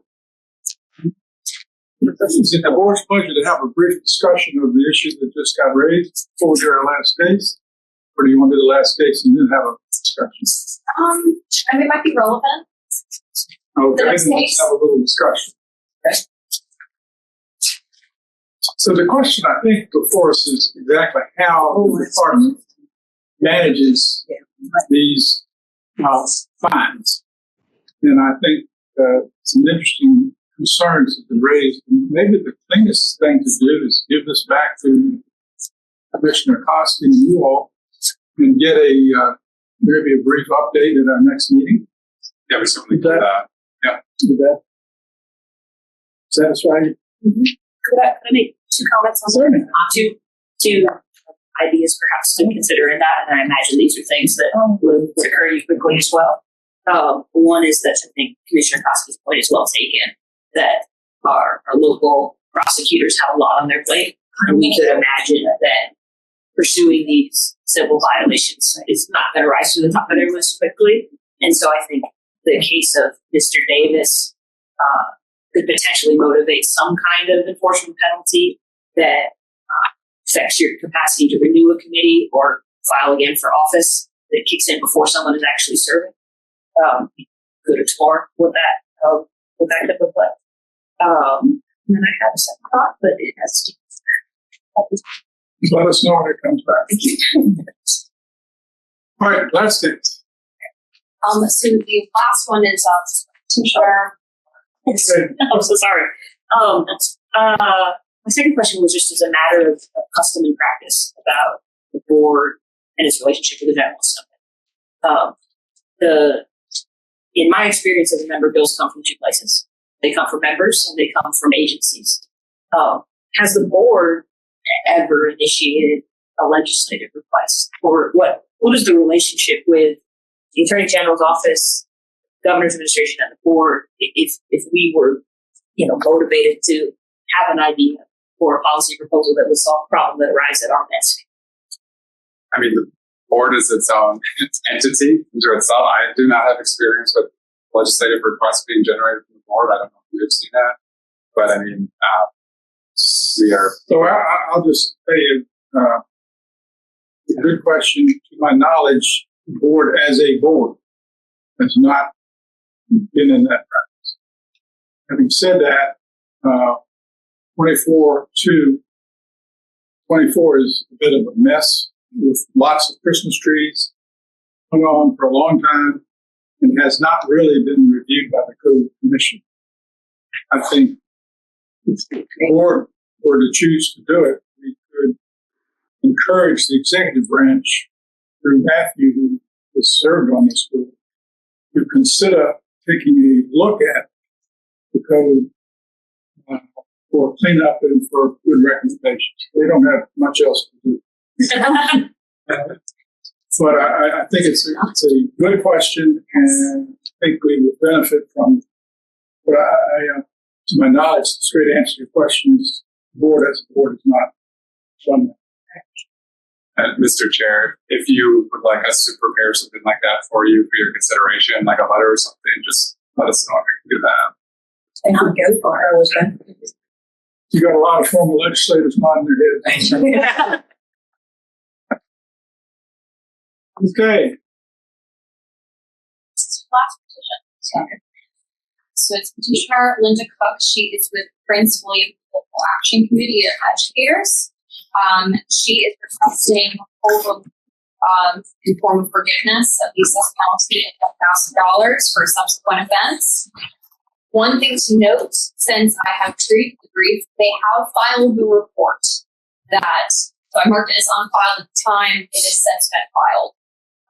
And so this is for the January 15th, 2026 report. And their basis for appeal was that requesting extension by deadline and file the report was practical. And their provided grounds was that the committee experienced a change in leadership and the new trustee organization did not have access to them at the time. They also alleged that they did not receive any notices from the reports due to the out-of-date emails receiving grievances. Elect just has commented that the committee has had previous turnover in history of changing treasurers frequently in the past. And the committee was sent the summary of laws and policies via email back in 2020 when Elect first noticed this turnover. Thank you. Does anybody from the Prince William Local Action Committee of Educators speak? I'm here. I'm Linda Cook. Thank you. You wrote the letter. Welcome. Make the comments, please. Yes. As I said in the letter, I took over the local as a trustee for Virginia Education Association in July, and there were no PAC records in the office. The first we learned about that we were behind in our filing was on a social media post on Facebook. I tried to investigate and didn't get far.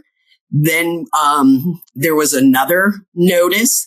This time I was finally able to contact Donald Gaines at the Virginia State Board of Elections, and he walked me through comment, and we made the necessary corrections because the email was going to the former president's home email address, and the paperwork was being sent to the former office that they had not used for 2 years.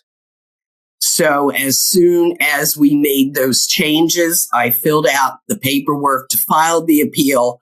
We got the necessary documents to file the reports, and we're prepared to file the one that is due next week.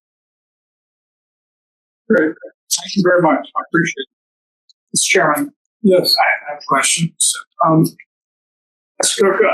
looking at what the state has here, and it shows that you currently have 6 unpaid violations for not filing. Are you all intending to pay those that are currently outstanding? I was, quite frankly, I'm a little amazed that there are 6. I knew of 2.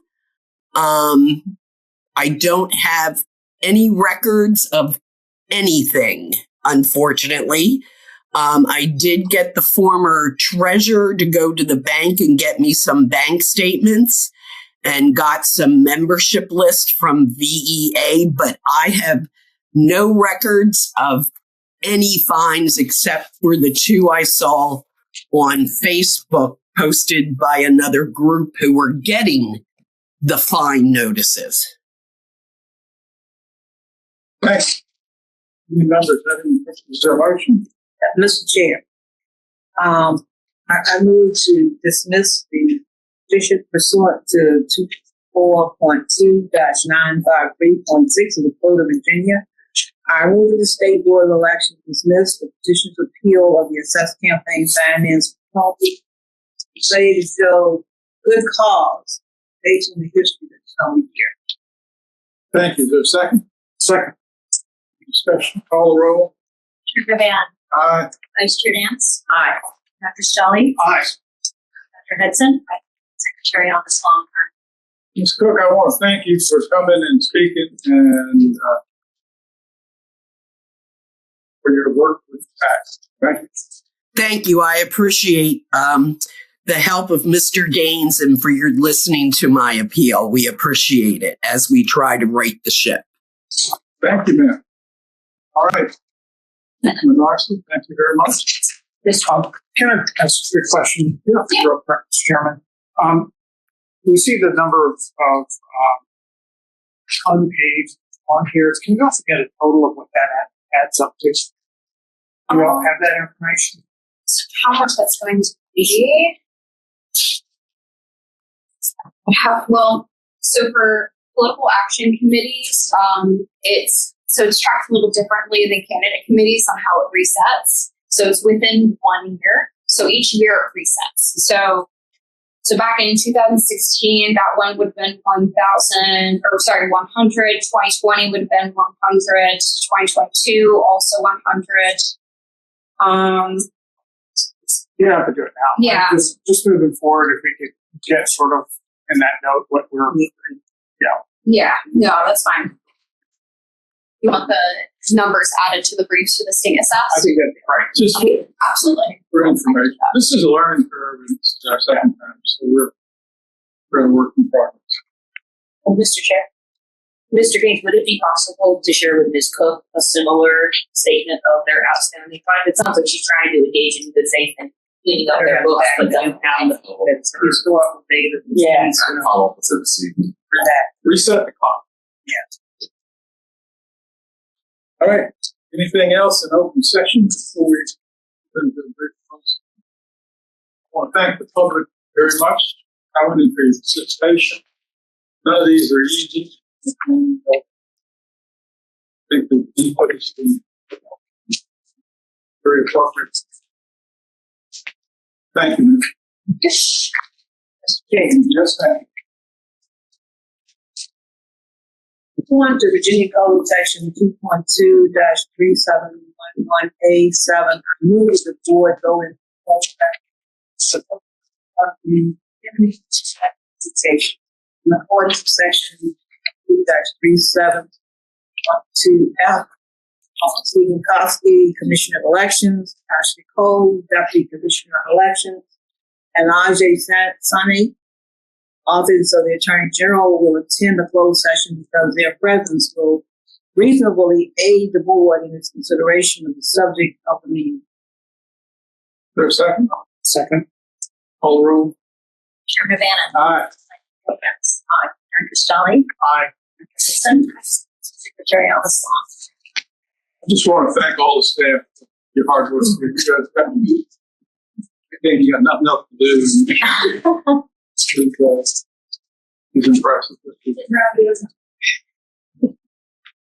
Thanks for coming. Thanks, you.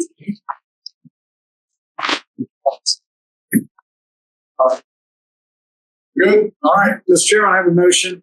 Yes, sir. I move to reconvene the meeting as or an open session and take a roll call vote certifying that to the best of each member's knowledge, only such public business matters lawfully exempted from open meeting requirements under this chapter, and only such public business matters as was identified in the motion by which the closed meeting was convened, was heard or discussed by the State Board of Elections.